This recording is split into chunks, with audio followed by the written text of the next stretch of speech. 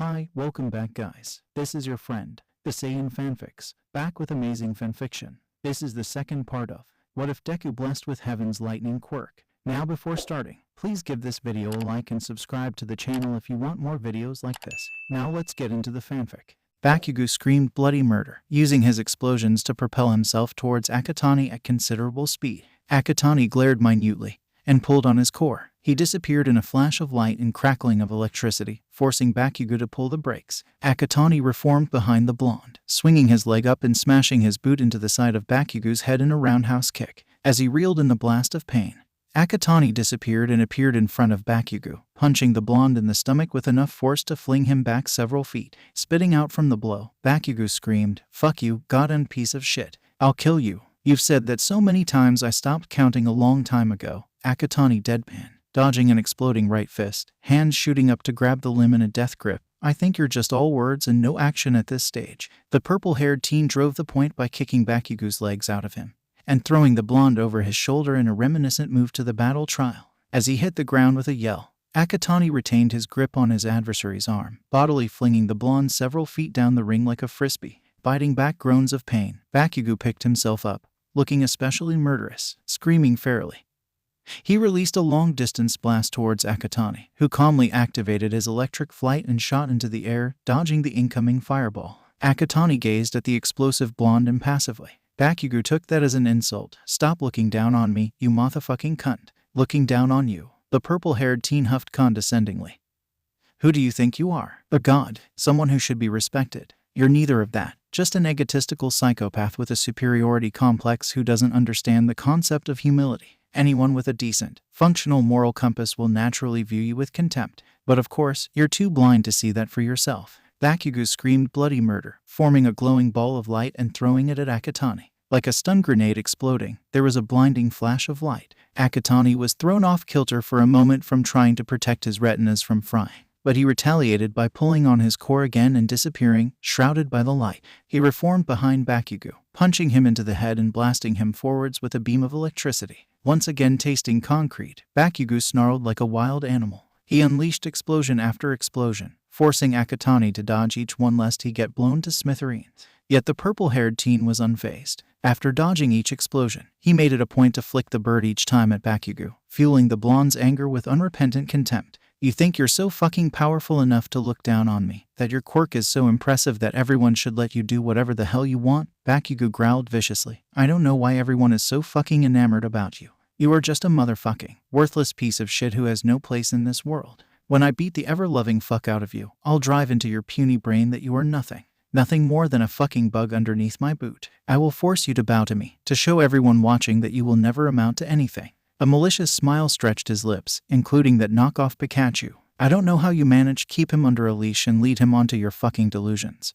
But after today, he'll see you for who you are and bite you like the dog he is." If Bakugo expected Akatani to lose his cool and attack him for that, he was sorely disappointed and very confused. Akatani's expression did not appear to change in the slightest, as if he didn't even hear the insulting words in the first place. He also made no move to attack, but if Bakugo had looked closely, he would have noticed Akatani's irises disappearing under a glare of jade green. "Kaminari, you're sparking." "I know, Jiru." As much as Bakugo's words are beyond reconcilable, it's not worth the death penalty from murdering him, Yaoyorozu interjected. "I have no intention of doing so." Kaminari shook his head. "Akatani is going to do it for me." "What? Akatani is going to royally fuck Bakugo up for this slight against me? I'm not sure if you can see, but you would notice that Akatanis have disappeared under a glaring light." Yaoyorozu created a pair of binoculars and aimed them towards her deputy. "You're right, his eyes are just a glowing jade color. That means he's about to destroy Bakugo's ass in the coming minutes." Kaminari continued, sliding out of his seat. "And if you value your eyesight, I suggest you duck and cover." Seeing the blonde crouch down to the floor, face down and arms locked over his head, both girls quickly did the same, much to the confusion of their classmates.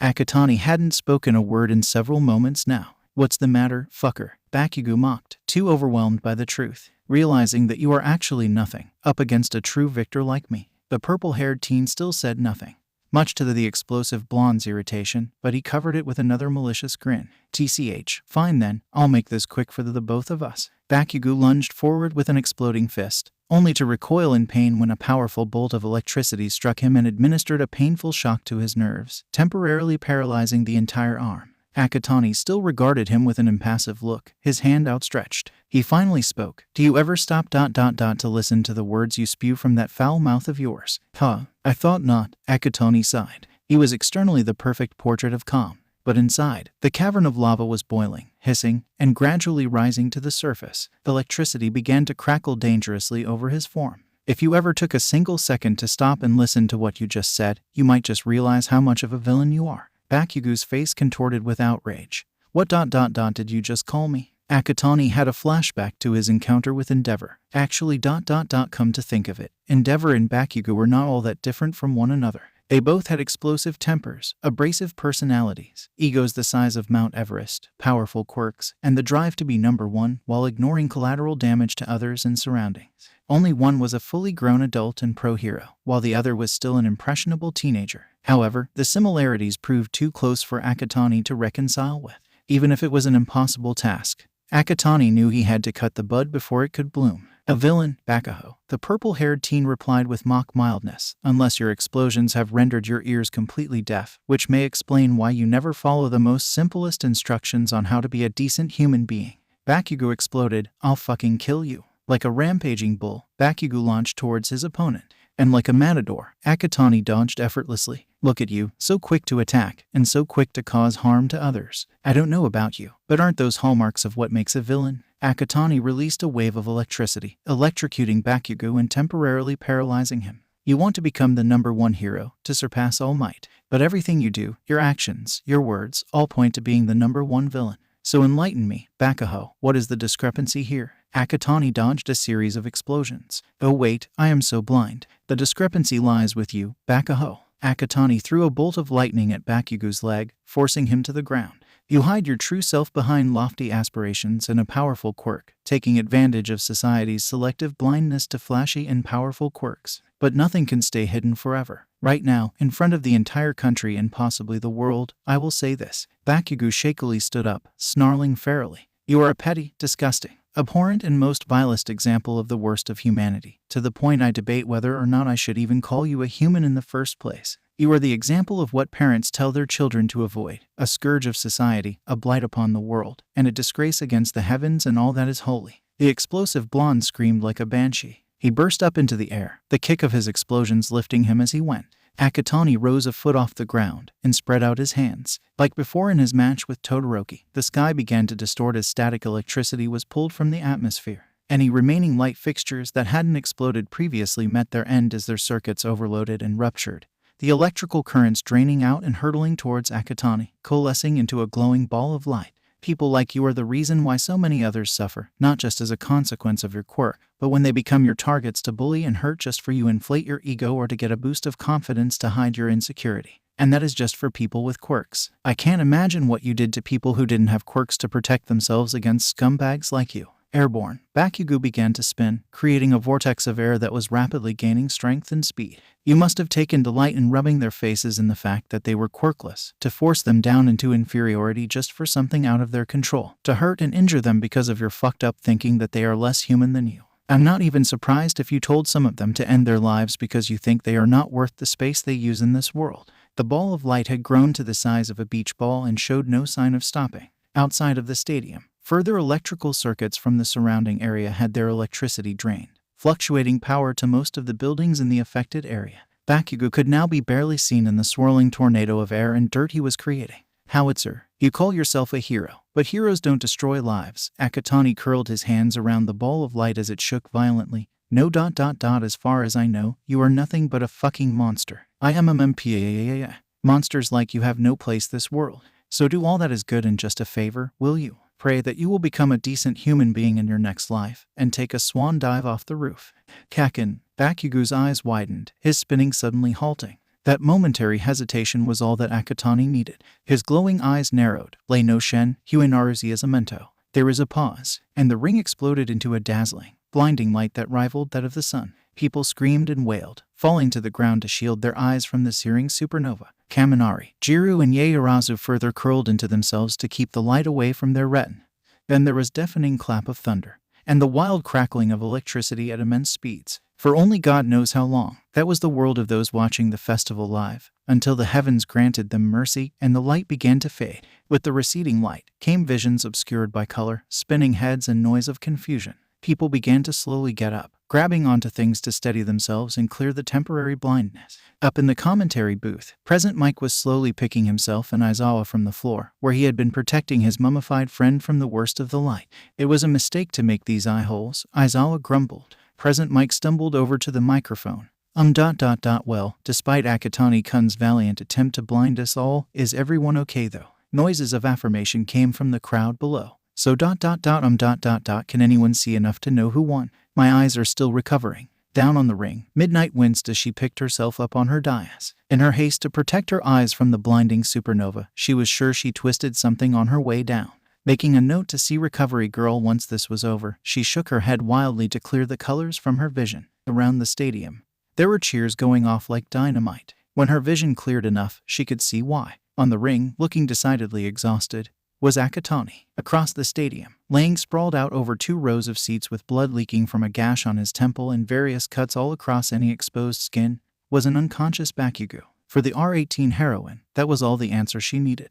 Bakugo Katsuki is unable to continue. Akatani Mikumo is the winner of this year's sports festival. Akatani breathed in and out hard as a thunderous roar of applause and cheers threatened to send the roof of the stadium clear into the air. Took out a far bigger chunk of his electrical reserves than all of his previous finishing moves. But despite feeling as if both a truck, a steamroller, and a Shinkansen had ran over him, he was elated.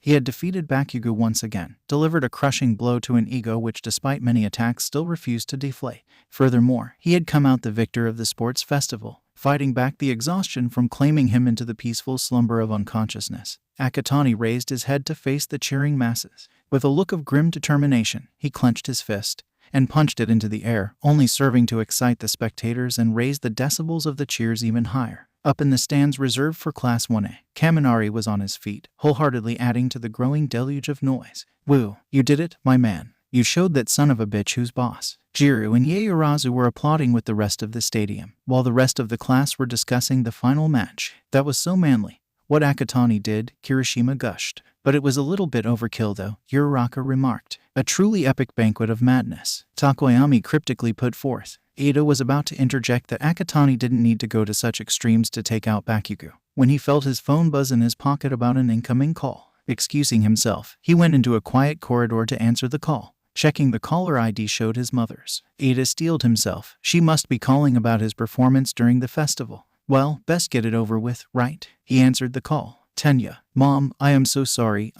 Tenya, I've been trying to call you so many times. You need to come to Hasu General Hospital now." Ada started. "Hasu Hospital? Mom, what happened?" He could practically hear the tears falling down his mother's face as she descended into hysterics. "It's your brother ... He was grievously attacked." Ada almost dropped his phone. "The doctors ... They say Tensei is in serious condition. Please Tenya, come quickly." Meanwhile, Akatani was getting a check over by an extremely exasperated Recovery Girl. "You really don't know how to hold back, do you?" The Medi heroine admonished after giving him the healing kiss and about a dozen gummies, which he downed in 2 bites. "Does quirk exhaustion mean nothing to you?" "My apologies, I was in an emotional high." Recovery Girl sighed. "I swear to everything that is holy I will wring Nezu's neck for even thinking of authorizing this mess in the first place. But anyway, you're good to go for the awards ceremony. Just make sure not to use your quirk in any form or another unless in an emergency. And I mean it." Akatani gave her a 2-finger salute. "Got it, ma'am."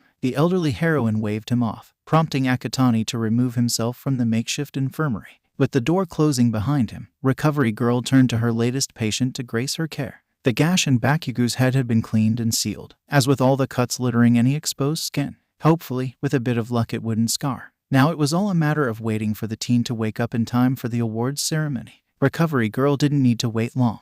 Within a few moments, Bakugo stirred, and his eyelids fluttered open. "Oh good, you're awake." The Medi heroine approached his side. "And you're healing up nicely too. You should be up and ready for the awards ceremony happening within the hour." "How ... the fuck?" "Language," Recovery Girl admonished as she checked a clipboard.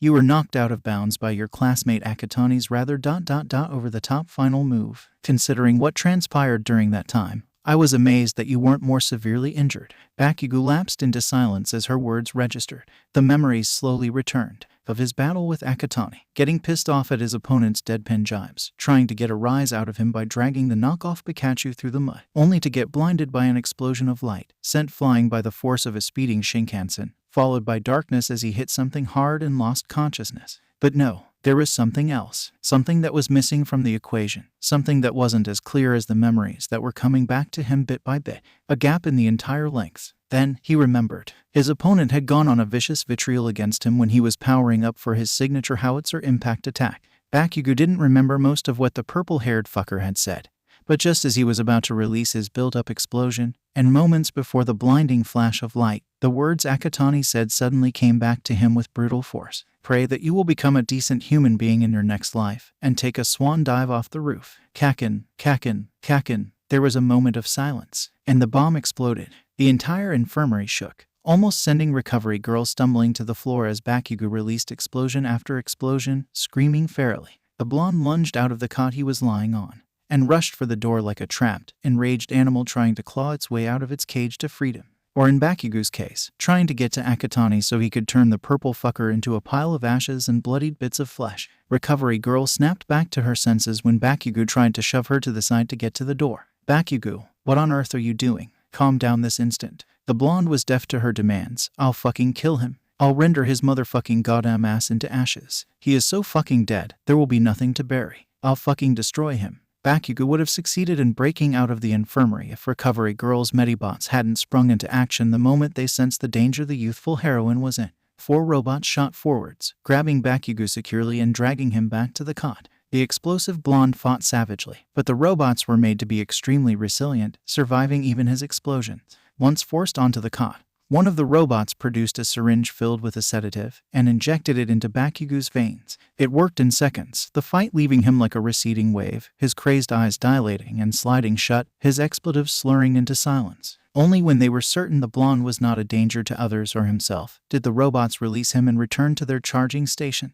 Recovery Girl sighed, having not expected that sudden descent into madness. Dusting off her lab coat, she went to make a phone call to Principal Nezu. Before Bakugo can appear at the awards ceremony, several safety measures needed to be implemented first. Fireworks went off in a succession of noise and color. Smoke wafted through the stadium, rolling down the spectator stands onto the field. People were cheering, devices were out recording, and the press cameras were going off at several dozen photos per second.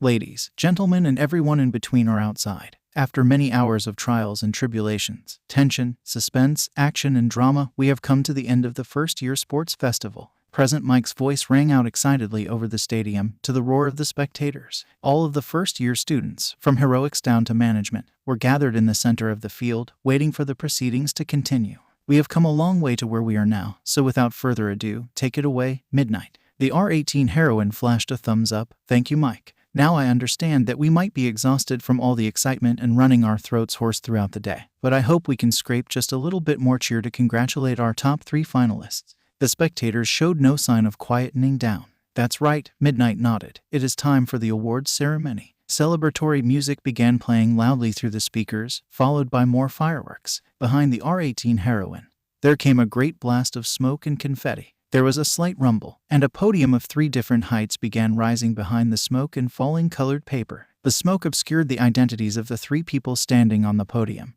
but it blew away quickly enough. The watching students both started and sweat dropped.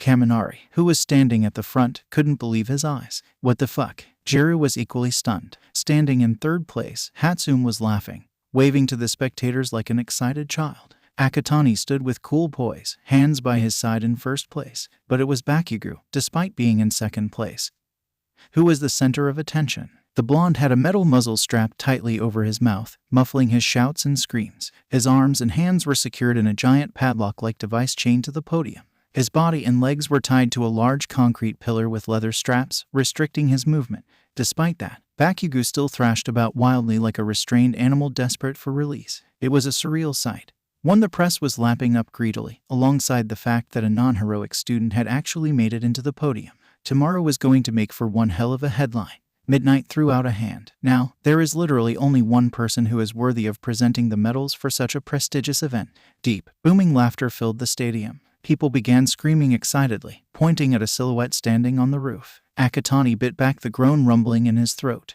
"Dear God, please have mercy on my soul." The silhouette jumped off the roof, shouting out loud as he landed on the ground, "Good citizens, I am here." Just as Midnight announced him in, "It's the number one hero, All Might." Right at the same time, silence permeated the stadium. Akatani, Hatsune, and the watching students all sweat dropped. Bakugo was still struggling against his restraints. The R18 realized her mistake. "Oh my God, I'm so sorry, I spoke over you." All Might chuckled awkwardly, but gave her an okay gesture. Midnight cleared her throat. "Anyway, now that's that in order, it's time for the presentation of the medals. All Might, it's all you now." The cheers picked up again. A robot carrying a tray with 3 medals came up to the podium. All Might picked up the bronze medal and stepped up Hatsune, whose eyes were shining with delight. "Young Hatsune, congratulations on being the first non-heroic student to make it to the podium." The number hero slipped the medal over her neck. "You've given us all an incredible performance, shown us that the human mind is a mighty force to be reckoned with, even against quirks. Clearly, your inventions have supported you well." All Might pulled her into a gentle hug. "This is far from the end though. You must continue working hard and smart. Greatness awaits you when you give it your all." As he pulled away, Hatsune beamed. "I will, All Might sir. I'll rise up to become the world's greatest inventor, and one day I will make support equipment for you. That is a promise." All Might laughed boisterously. "I'll consider your kind offer, young Hatsune." Stepping down, he picked up the silver medal. He eyed the still struggling Bakugo, and Akatani could see the awkwardness in the hero's perpetual smile. Inwardly, the purple-haired teen knew this coming scene would be one for the history books. Young Bakugo ... The number one hero was clearly uncomfortable with the number of restraints locking the explosive blonde in place, along with the fact that he seemed to jerking away from the medal. "Come now, don't be like that. You win some, and you lose some." All Might finally approached Bakugo. "Take this as a stepping stone in your journey to becoming the greatest. Continue to improve, and you will emerge victorious." It took a bit of maneuvering, but the hero was able to slip the medal over Bakugo's neck. This only served to enrage the blonde even further, who thrashed his head about in an attempt to throw the medal off of him. It only served for the silver medal to hit him on the forehead multiple times. Chuckling awkwardly, All Might stepped back down. He picked up the last medal, the gold, and stepped up towards Akatani. The purple-haired teen stared back impassively, face neutrally blank. "Young Akatani, I must sincerely congratulate you on your impressive feats and displays. You have shown great power and skill with your quirk, and commendable sportsmanship towards your fellow competitors. You are indeed a shining example of what the heroics course strives to be, and allow me to honor your glory by presenting you with your hard-earned medal." The teen said nothing, merely tilting his head downwards a bit to let his teacher slip the medal over his neck. He continued to stay impassively silent as All Might wrapped him in a gentle hug. "You are going to go far, my boy. Your path to greatness is right ahead of you, and you've taken the first step today. I am so proud of you." Akatani's eyes flashed. Unbeknownst to everyone watching, he discreetly raised a hand and jabbed it into All Might's left side. The number one hero flinched. "You say that now, but where were you 1 year ago? And all those before that?" Suddenly, it was as if everything around them disappeared. The stadium, the spectators, the watching students, Midnight, the press, Bakugo and Hatsune, all gone. It was just All Might and Akatani. "Where were you when I was bullied? Where were you when I was told to give up? Where were you when the one person that used to be my friend told me to kill myself? Where was the number one hero who could have saved a quirkless child and told him that he was proud of him for surviving so far, and that he was a hero in his own right?" All Might couldn't move, as if he had been frozen in place. Then came a mirthless chuckle. "Oh yeah, that's right. You were with them, telling me to give up my dreams, telling me to be realistic, telling me I couldn't be a hero without a quirk." The voice spoke softly, as if only for his ears, but he heard it loud and clear. "But look at me now, I have a quirk, a powerful one for that matter, and I am the winner of the sports festival. It's quite poetic, don't you think?" All Might wanted to pull back, but his body simply refused to listen. "You are nothing but a fucking hypocrite, All Might. Everything you have extolled is a fucking lie, a false fantasy to entice innocent, idealistic children like me towards, only to throw us away and leave us to pick up the pieces. You destroy lives with that smile of yours, which is as fake as the platitudes you feed me today. You are called the symbol of peace, but it should rightly be the symbol of hypocrisy." The voice paused, letting what it said sink in, before continuing again. "Change is coming. No one sees it yet, and especially not you. But it is coming, like a creature in the night. Whether you want it or not, it will come. And it will sweep away you, and the rest of this fucked up society with it. And I'm going to be the one spearheading the fallout. I just hope you have a contingency plan.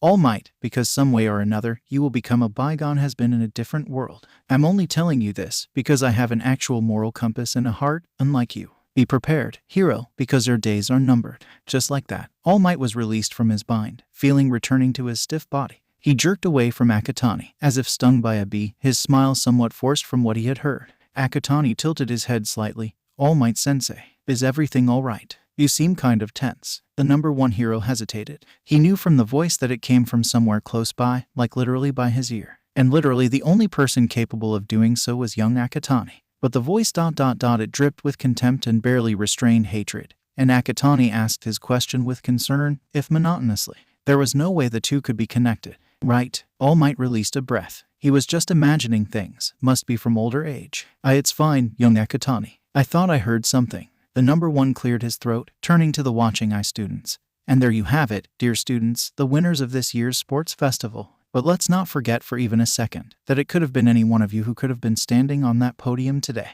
Reflect on your performance, for you have challenged yourself and others, learned something new, and pushed yourselves to greater heights never before seen. He spread his massive arms wide. The buds of today will rise to become the heroes of tomorrow. And it fills me with pride to see the next generation grow strong and brave. As such, the number one hero suddenly boomed, pointing to the sky. There is only one more thing that has to be said before we close the day. Say it with me with your loudest voice, everyone, plus Ultra. The entire stadium erupted into cheers and applause. Midnight let the noise continue for several moments, before drawing the attention towards her, and that's it everyone. We have come to the end of this year's sports festival. I hope everyone had an amazing time today. But while the main events have finished, the food and game stalls will still be around until 6 p.m. this evening. So go have fun, everyone, and we'll see you all next year. The crowds gave one last round of applause, and things would have wrapped up there and then if Akatani hadn't suddenly come forward. Kayama-sensei, if I may speak. All eyes were now on the champion. What's the matter, Akatani-kun? There's something I need to say. But don't worry, everyone, I won't take long. Silence hushed the stadium. Despite what All Might said, my win in this year's sports festival was not just due to my strength and skills from my quirk. There were those who supported me right up to this very moment.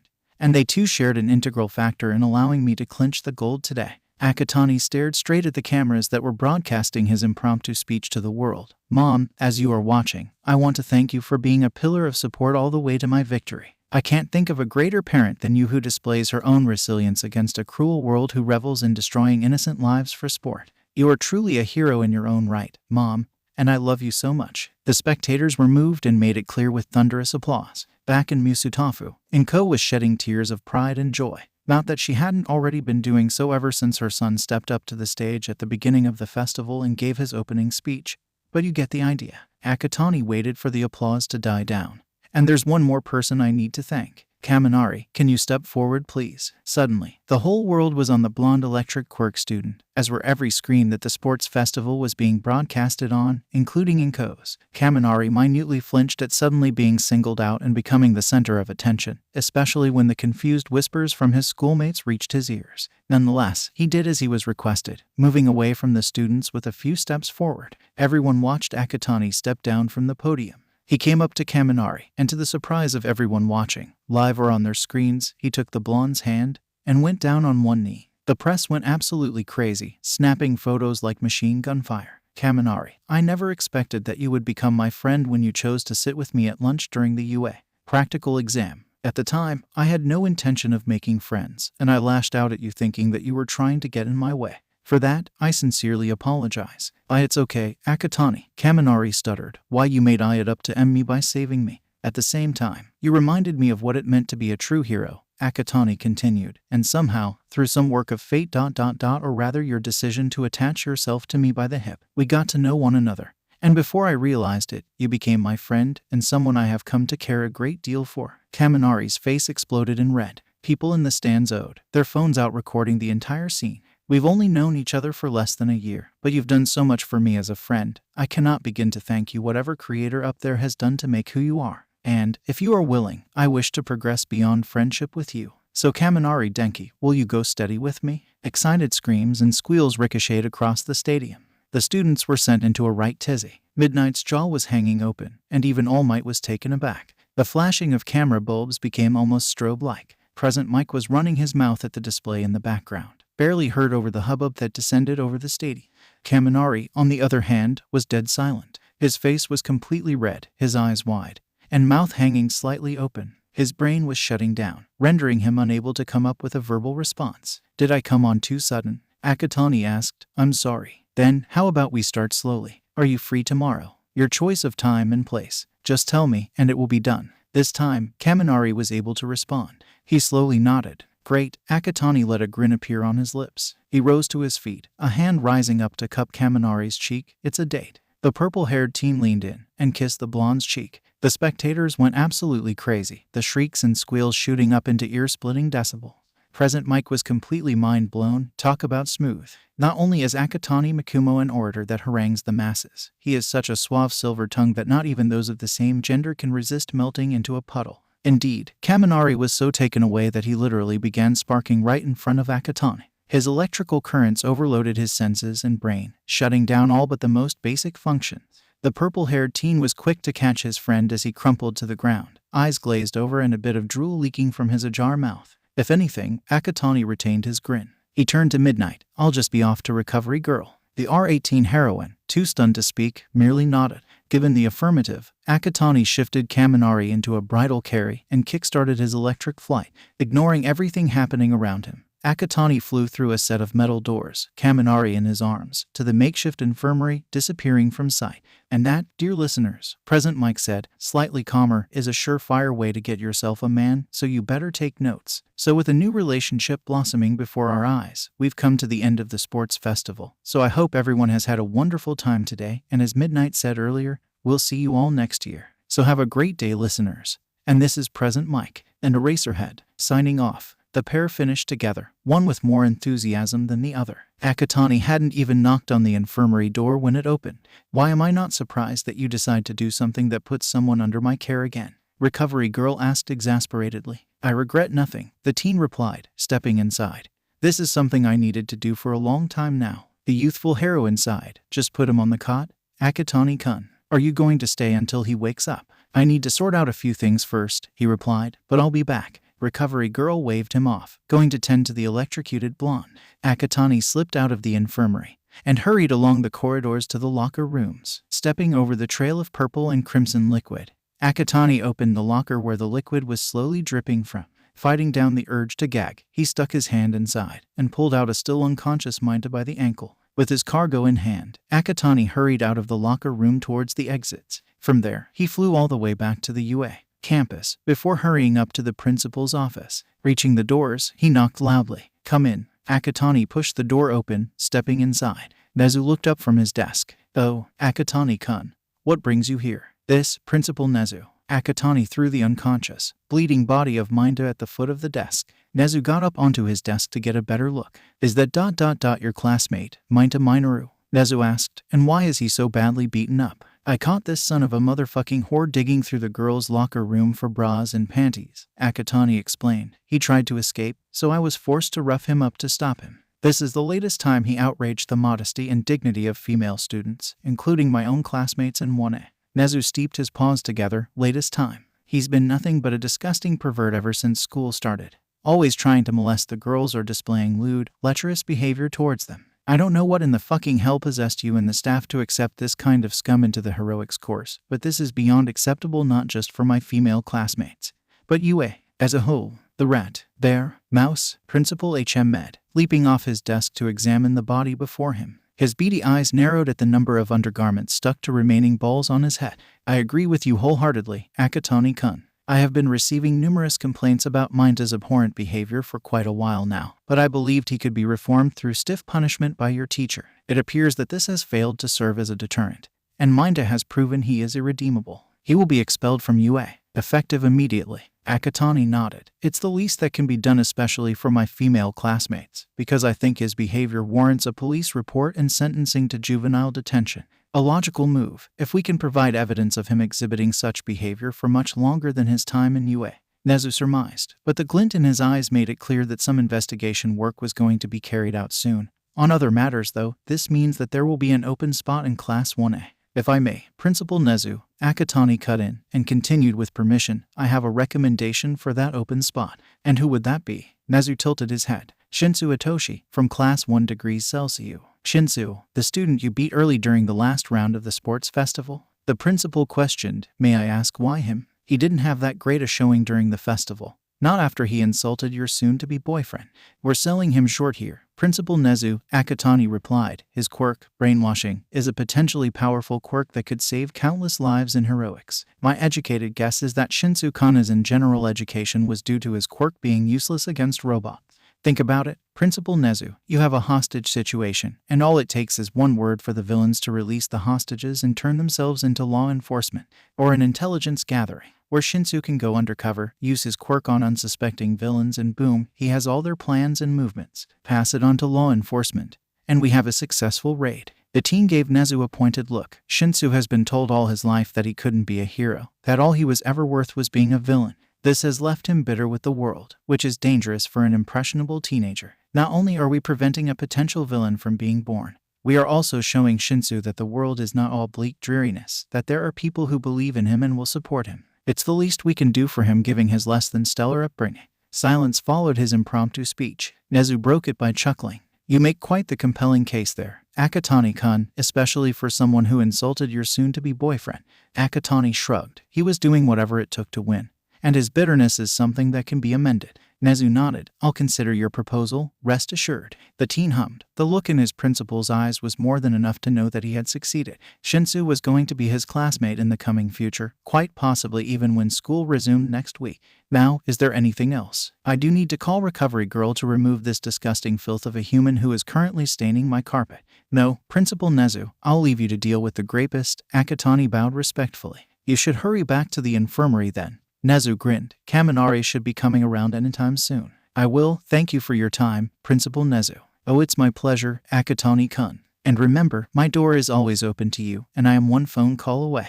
The teen nodded, before departing from the office. With the door closing shut, Nezu reached for his phone, intending to call the youthful heroine to send one of the robots up to collect the brutalized minder ruining his carpet. Thank heavens he knew a specialty laundromat that operated every day of the week. He quite liked his carpet, after all. Meanwhile, many miles away in Hasu General Hospital, Ida Tenya had just reached the receptionist's desk after a tense journey on the Shinkansen and an agonizingly slow ride through the city in the middle of the evening peak hour traffic. Excuse me, I need to know which room is Ida Tensei warded in. He's in room 337. Thank you. With a quick bow, Ida dashed away from the desk, ignoring the receptionist's call to not run in the hospital. Running up the stairs and through the corridors, he eventually spotted his mother sitting outside his brother's room, wringing her hands tensely. Mom, the older woman shot up. Tenya, how is Tensei? Is he? Tenya ... He's. His mother choked up. Not wasting a second, Ida turned and threw the ward door open. Big brother. Tenya, keep it down. Put on a mask first. Ida stared at what he saw with stricken eyes. His older brother, Ingenium, his role model growing up as a child, strong and righteous, lying weak and defenseless on the hospital bed, wrapped in bandages, hooked up to various machines, and an oxygen mask strapped over his nose and mouth. A huge piece of gauze covered his stomach. Ida barely heard one of the doctors comment about how lucky Tensei was. If the surgery had been delayed by minutes, there was little chance that the pro-hero would not have made it out of the operating theater alive. The bespectacled teen stumbled to his brother's bedside. Tensei, can you hear me? Slowly, the pro-hero's eyes opened. Hey, little brother. Tensei, please tell me that you will be okay. Tell me that you'll pull through this. Ida pleaded desperately, as his mother slid to the floor at the doorway, her legs giving out. I'm ... so sorry. Ingenium struggled through the anesthesia. I'm supposed to be ... your role model. But ... look at me now. Tears began pooling over Ada's eyes, as his brother's next words pierced through his heart. Tenya, I'm so sorry. I've failed you. Legs trembling, Ida crumpled to the floor. The tears began to fall, as his wretched sobs echoed alongside the weak beeps of the heart monitor. Will he wake soon? Akatani asked. Should be. Recovery Girl replied from her desk. It's not as serious as actual quirk overuse. Could be anytime now. The purple-haired teen turned back to his sleeping friend. This was the second time Kaminari was in the makeshift infirmary, once again from having his brain fried by his electricity. Recovery Girl had done all that was necessary. Now it was just a matter of Kaminari waking up. Akatani didn't want to wait too long. The day was beginning to end, and he himself was starting to get a little tired from the day's events. He remembered what he did the last time round that roused Kaminari from his slumber. He wondered if it would work again. Shrugging to himself, Akatani leaned over his friend's body, gently pushed the hair away from his face, and kissed the blonde's forehead softly. No sooner had he pulled away, did Kaminari start to stir. His eyelids fluttered open. Wakey wakey, Sleeping Beauty. Kaminari blinked, turning to look Akatani. Did you just call me Sleeping Beauty? I did, the purple-haired teen unashamedly. You did wake up after a kiss, twice so far. The flash of red spread across Kaminari's cheeks. Don't tease me. It's true though, Akatani continued, taking the blonde's hand into his, though the second time was my fault. If I had known you were going to electrocute yourself from being asked out in front of the country, I would have done it somewhere more private. Kaminari's blush intensified. But you don't regret it, don't you? Absolutely not, came with a teasing grin. Kaminari made an embarrassed noise, slowly sitting up with Akatani's help.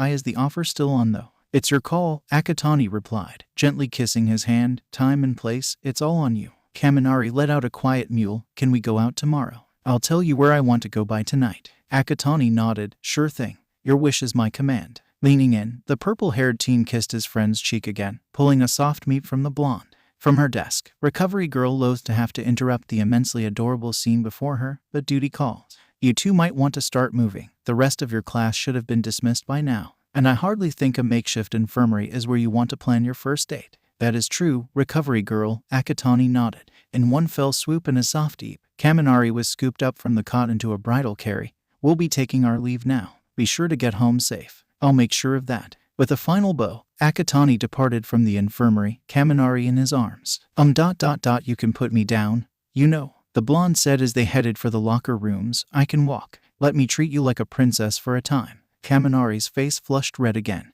and he resigned himself to being carried by his friend's strong arms. Deep down though, his heart was squealing. Akatani did put Kaminari down to his feet inside the locker room to allow both of them to change. They did so in comfortable silence, and were just finishing up when something decidedly unwelcome chose to ruin the moment by slamming the door of the locker room open, startling Kaminari and making Akatani look up. You fucking piece of shit. There, at the doorway, looking quite murderous, was Bakugo, sans his silver medal. Yes, what do you want? Akatani drawled. The explosive blonde stormed up to the purple-haired teen, grabbing him by the collar. You motherfucking cunt, you think it's so funny, eh? Akatani raised an eyebrow. What's so funny? You will have to enlighten me, Bakuho. Snarling, Bakugo pushed Akatani backwards against the lockers hard. To the latter's credit, he didn't even flinch. You think acting clueless is going to cover your arse? Do you honestly fucking think you can call me that to my face? Call you what? Akatani shot back. I don't even know what you are referring to. You fucking know what the hell I am talking about. Bakugo screamed. How the hell do you know the name? What name? Kakin, you arse-licking son of a ARGH. Not liking the situation one bit, Kaminari discharged a strong bolt of electricity at Bakugo's side. Reeling from the paralyzing shock, he let go of Akatani, who quickly retaliated by kicking Bakugo right in the groin before a roundhouse kick to his unaffected side, sending the explosive blonde slamming into a bench with a loud crash. Bakugo groaned in agony as Akatani advanced upon him. I don't know what the ever-loving fuck you are going on about, Bakuho, but this doesn't give you the right to threaten me. I'd understand it slightly more if you are still salty about your loss, but I know instinctively that this goes far deeper than you being a sore loser. But as you can probably guess, if you use your pea-brain hard enough, I don't have any idea what Kakin is, nor have I ever or will call you that. Now I suggest that you leave us alone. I already had one rotten bunch of grapes expelled from this school, and I can easily do the same for you. I'd be mindful of my actions if I were you, Bakuho, for karma does not play favorites. Turning on his heel, Akatani slung his bag over his shoulder. Kaminari, let's go. Casting one last disturbed look at the fallen blonde, Kaminari quickly packed away his things and hurried to Akatani's side. The pair left quickly, leaving Bakugo to stew in his pain and pick himself up. Since Akatani still wore his steel-toed boots, Bakugo wouldn't be getting up for quite a while. The pair walked in silence through the corridors towards the exits. Kaminari could see Akatani neutrally fuming over what happened. He didn't like it. He didn't like seeing his friend in such a negative state. A distraction was very much needed and in order. Kaminari's hand took Akatani's and interlocked their fingers. Akatani squeezed the blonde's hand slightly to know the sentiment was accepted. Say, when you said one rotten bunch of grapes, did you mean? Yep, it's mine to. Kaminari's eyes widened. How? I chanced upon two general education girls earlier during the festival. They told me something was rummaging through their lockers, so with their permission, I went inside to investigate. Lo and behold, I find the motherfucking son of a bitch in dozens of pairs of undergarments draped over his body, looking decidedly breathless. He tried to escape, but I threw hands and Quirk at him. I dragged his unconscious, non-existent ass back to our locker room, threw him into one, and left him there until the end of the festival, where after the awards ceremony, I dragged his bleeding body all the way to Principal Nezu's office. The rest is history from there. Wow. Well, that explains the dried trail of purple and crimson. Kaminari whistled, before shrugging. Oh well, if anything, we don't have to worry about his dirty presence any longer. I don't like washing my hands multiple times in one setting, but you get my point. I do, Akatani nodded. Silence for a few moments. The exits was just around the corner. Hey, that means that our class now has an empty spot. Kaminari suddenly broke the quiet. Do you have any idea who is going to take the bastard's place? They had just turned the corner, the exit within sight. Akatani spotted someone waiting by the doors. A bit closer, he recognized the gravity-defying lilac hair and the eye bags. It was Shinsu. Speak of the devil and he will appear. Akatani thought to himself, Kaminari, before I answer your question, I want you to play along with me. Why? Hopefully. What happens next will make things clearer. For now, just play along. Kaminari was still confused, but nodded. The pair reached the doors, their footsteps catching the brainwasher's attention. Shinsu-kun. Oh. It's you too. Shinsu looked a bit nervous. What's the matter? Are you waiting for someone? Asked Kaminari. Actually, yes. Shinsu turned to the blonde. You're Kaminari, right? At his nod, Shinsu surprised him by bending 90 degrees at the waist. I wish to apologize to you for insulting your dignity during the festival. It was wrong of me to tarnish your name just to advance in the competition, when I should have used my own skills instead. I only beg your forgiveness for my error. Kaminari took a moment to compose himself. I forgive you, Shinsu-kun, since you've no doubt learnt your lesson when Akatani nearly strangled you to death. Righting himself, Shinsu absently rubbed his throat. Yeah, I actually saw my life flash before my eyes. And it made me realize how wrong I was to just blame others and not personally work to improve things. Well, it's good that you know that now, and are actively working towards changing mindsets, Akatani said sternly. Shinsu nodded quietly, eyes face down. Akatani decided to offer him an olive branch. Hey, eyes up.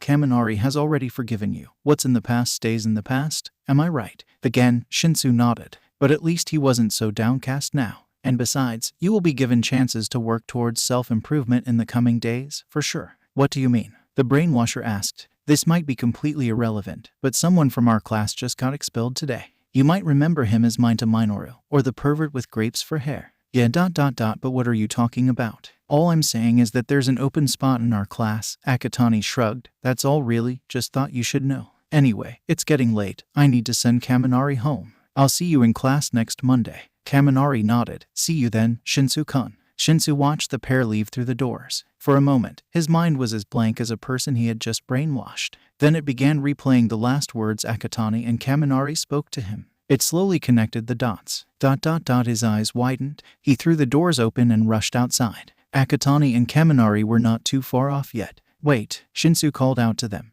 They turned around. What do you mean by that? Kaminari just gave him a knowing smile. Akatani winked. That was all they did before running off towards the gates, hand in hand. Shinsu wanted to run after them, demand that they give him an explanation. But his feet were frozen, his mind too distracted with itself to get his legs moving. Far too busy debating with itself on whether he had heard right, and had guessed what both heroic students were implying. Surely not, right? He didn't place well in the festival, and only non-heroic students who made it to top 5, heck, maybe even only the top 3 before they are considered a place in the heroics course. He was far from that, so why were they implying? Suddenly, Shinsu felt a buzzing inside his pocket. It was an incoming call, and it was an unknown number. He answered, "Hello, good evening. Am I speaking to Shinsu Hitoshi?" Came a bright, chippy voice. Yes, this is him speaking. Who is this? It's Principal Nezu, Shinsu-kun. Shinsu stiffened. How may I help you, sir? Are you still at the stadium? If you are, I hope you can swing by my office. I do wish to speak with you. Fear began to creep up his throat. Did he? You're not in trouble, I can assure you, Shinsu-kun. It is a rather important matter I do need to discuss with you, however, so I do appreciate it if you could come to my office at your earliest convenience. Shinsu thought about it. His guardians honestly didn't really care what time he returned home. In fact, they didn't really seem to care much about anything unless it's about basic necessities. And besides, it's not like he has a choice on this matter anyway. This was the principal he was speaking to. I am still at the stadium, sir. I'll make my over as quickly as possible. Splendid. Then I'll see you soon, Shinsu-kun. Take care. With that, the principal hung up. Staring at his phone, Shinsu wondered if the evening was going to get any more weirder. But he had no time to contemplate. He didn't want to keep the mammal waiting after all. Do you think Shinsu-kun got the hint? Kaminari asked. I think so, Akatani replied. I don't see him as someone not being able to pick up an implication after a few moments of thought. True. The pair reached the entrance of UA Station. Hey Akatani. Call me Denki from now on.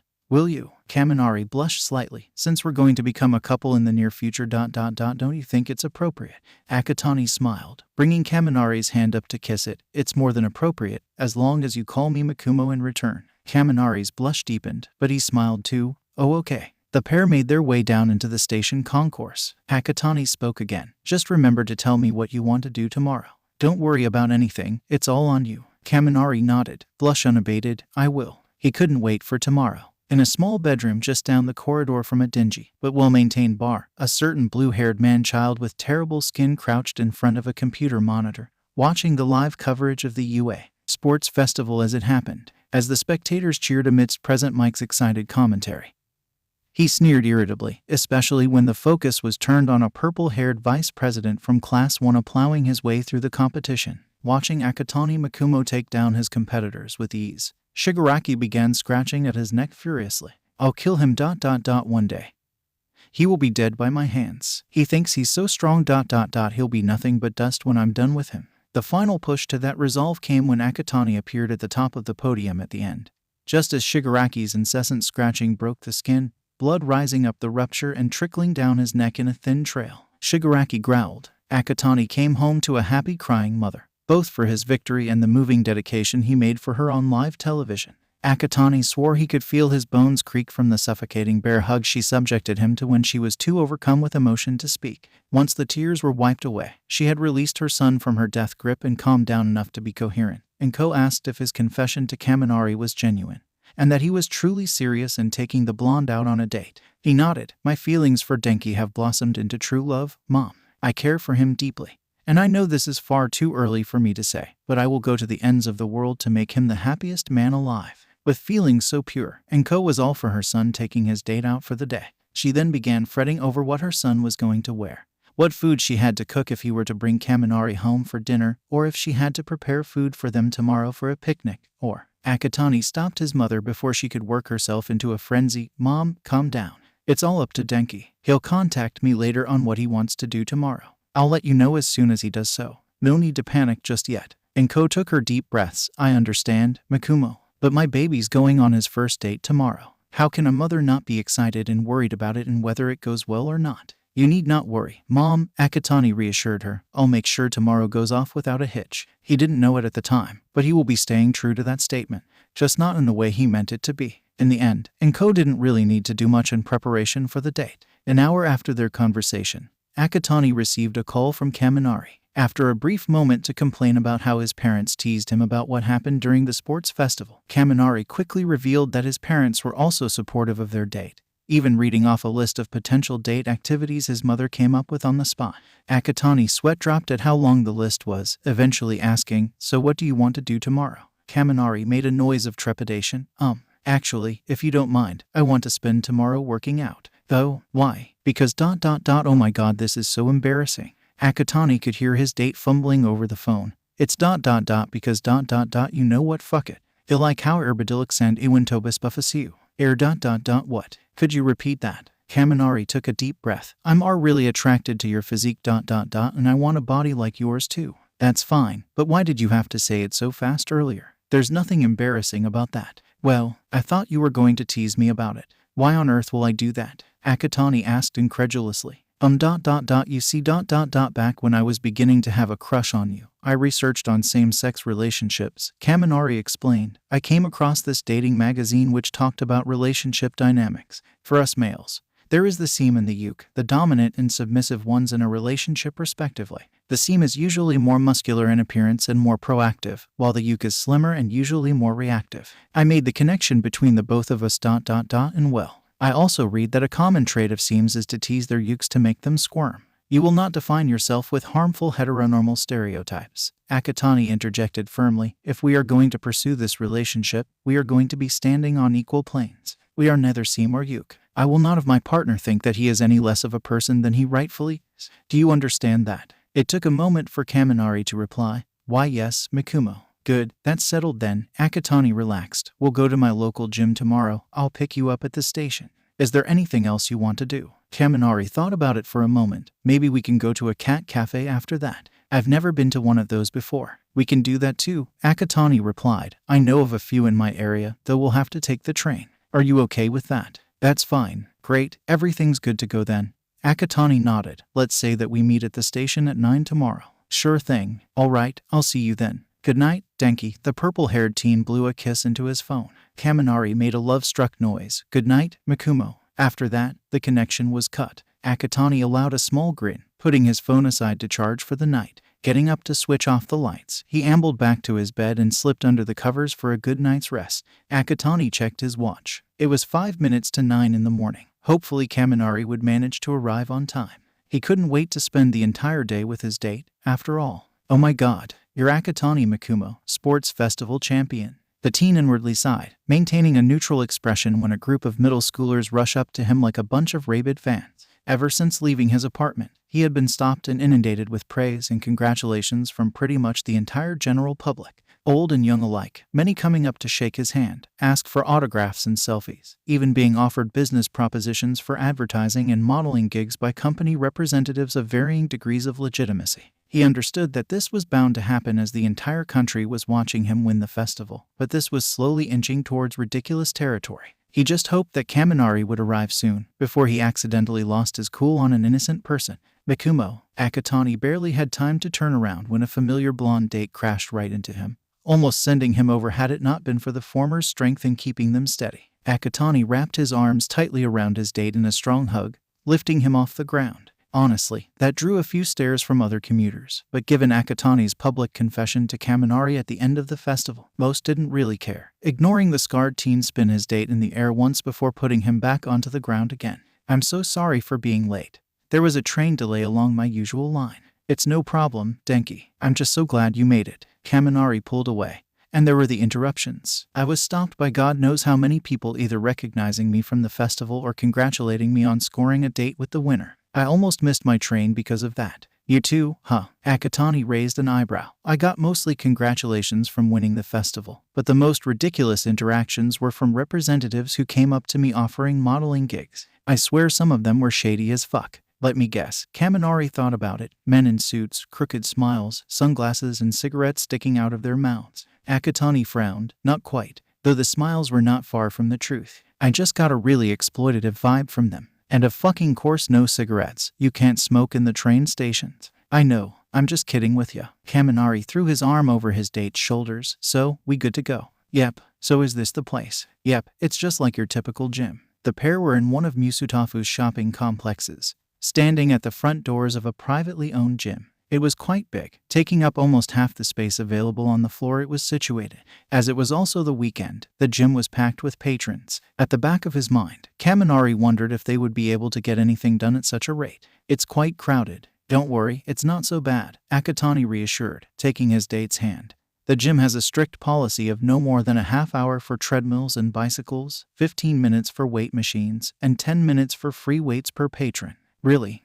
The purple-haired teen nodded. I've known the owners for months now. They are extremely particular about giving every single patron a chance on their desired workout, and they enforce this rule strictly. The only places that don't have cameras covering every angle are the locker rooms and in the showers. They have an employee monitor the cameras and make announcements to move people along should they spend too much time in a particular spot. That's really efficient of them. You got that right. Akatani opened the door for his date, letting him first before entering himself. Inside, the sounds of grunting, hard breaths, treadmills running, iron being pumped, and incoherent chatter mixed together in an amalgam of noise. Akatani led his date towards the front desk, signing them both in and collecting towels for themselves. Just as they were about to go, the door behind the desk opened. Out stepped a man with long aquamarine hair tied back in a loose ponytail. He was leanly muscular, had fins in place of ears, scales dotted his cheeks and exposed arms, and his fingers were webbed. He was extremely good-looking, Kaminari inwardly noted. The man's eyes lit up when he noticed them. Hey, how's the champion doing?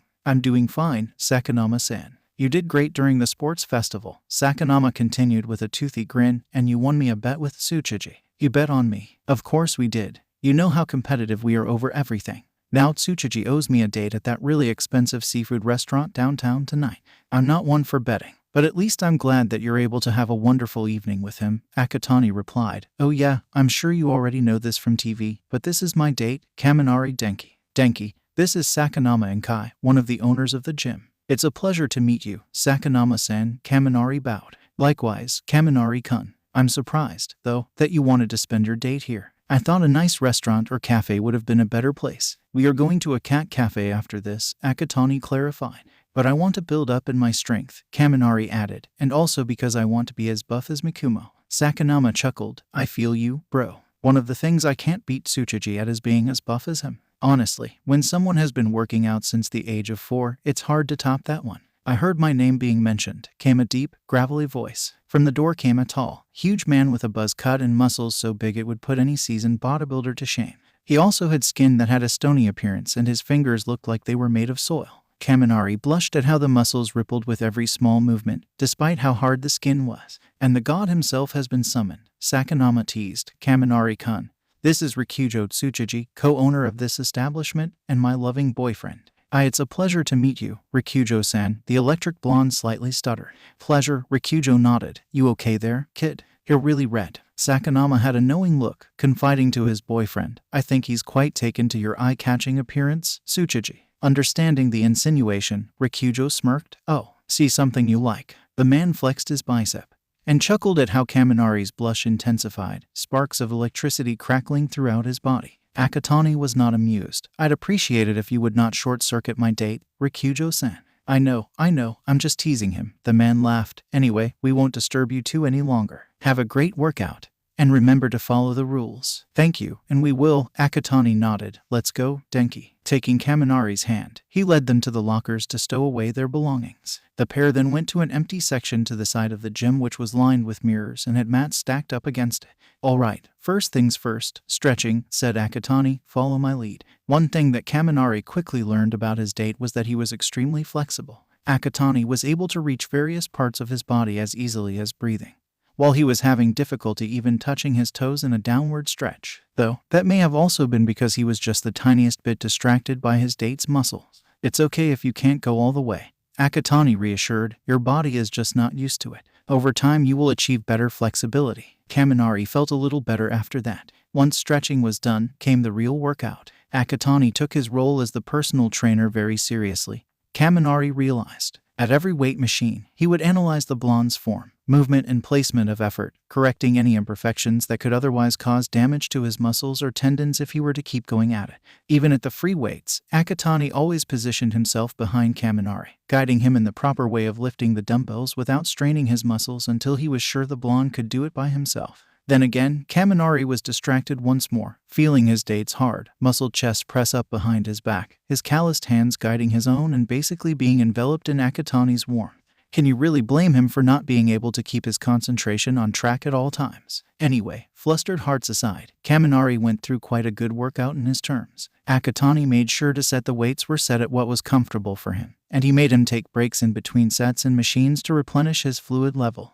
Akatani also served as a pseudo-cheerleader of sorts, encouraging him through difficult reps and rewarding him with hugs and kisses to the cheek for every completed set. Kaminari quite liked that, to be honest. As it was, he had just finished his latest set of 20 reps doing a dumbbell bench press. Setting the dumbbells down, he lifted himself up from the bench, panting a bit from the exertion. You did well, Denki, good job, Akatani praised, leaning in to kiss his date on the cheek. Kaminari giggled. Disgusting, fucking fags. That was when everything came crashing down. Both teens slowly turned around. What did you fucking call us? It was a middle-aged man, with splotchy skin and the beginnings of a beer belly. He sneered. Fucking faggots, that's what you are. Freaks of nature. At first, no one seemed to notice, or even pay attention to what the man had just said. But everyone quickly did, when Akatani stepped forward, crackled his electricity into his fist, and punched the man right in the cheek, dislodging a yellowed tooth from his gums. The force of the impact sent the man crashing to the ground, barely missing another gym-goer who was only innocently passing by.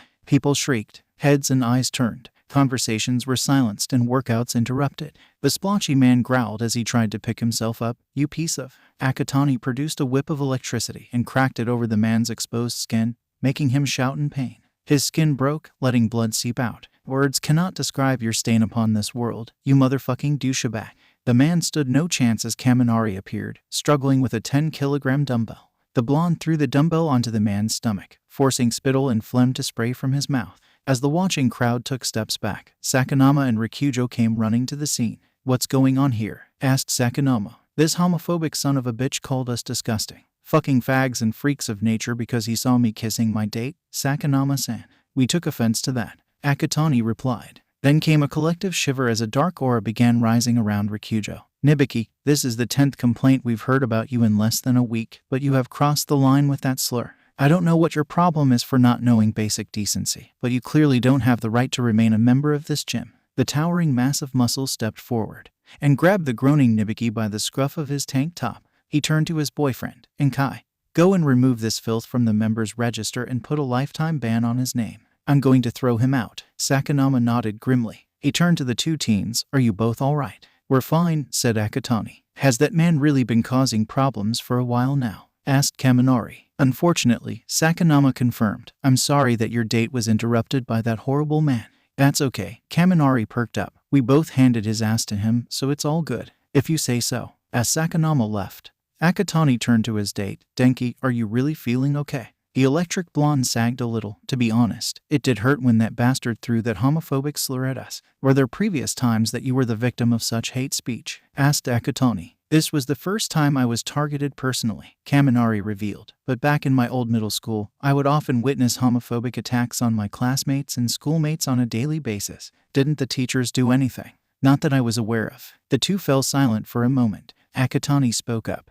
Why don't we finish off with some cool down on the bicycles? It'll work some of the stress out. Your call, Mikumo. The pair headed over to the stationary bicycles. Flaming too, they adjusted themselves and began their cool down. They chatted idly for a few minutes when Kaminari noticed what was currently playing on a nearby flat-screen television. Hey Mikumo, look. What is it? The TV. Isn't that Ida's brother? Akatani followed his date's finger to the screen. The channel was on the local news station, the camera on the anchor as she delivered the mid-morning news. On a picture imposed next to the anchor was indeed a picture of Ida Tensei, the pro-hero known as Ingenium.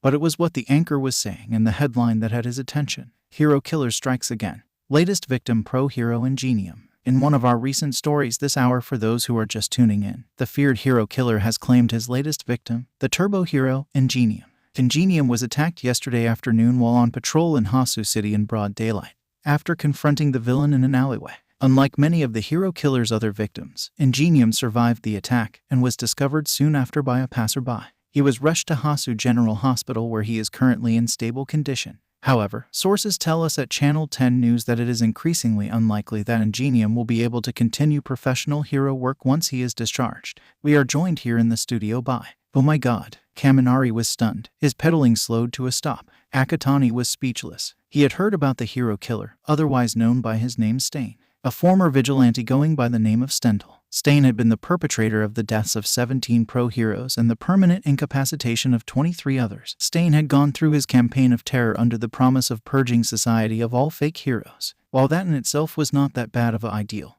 Akatani had to admit Stain had done this through murder and bloodshed. It was no surprise that the former vigilante was now labeled as a villain.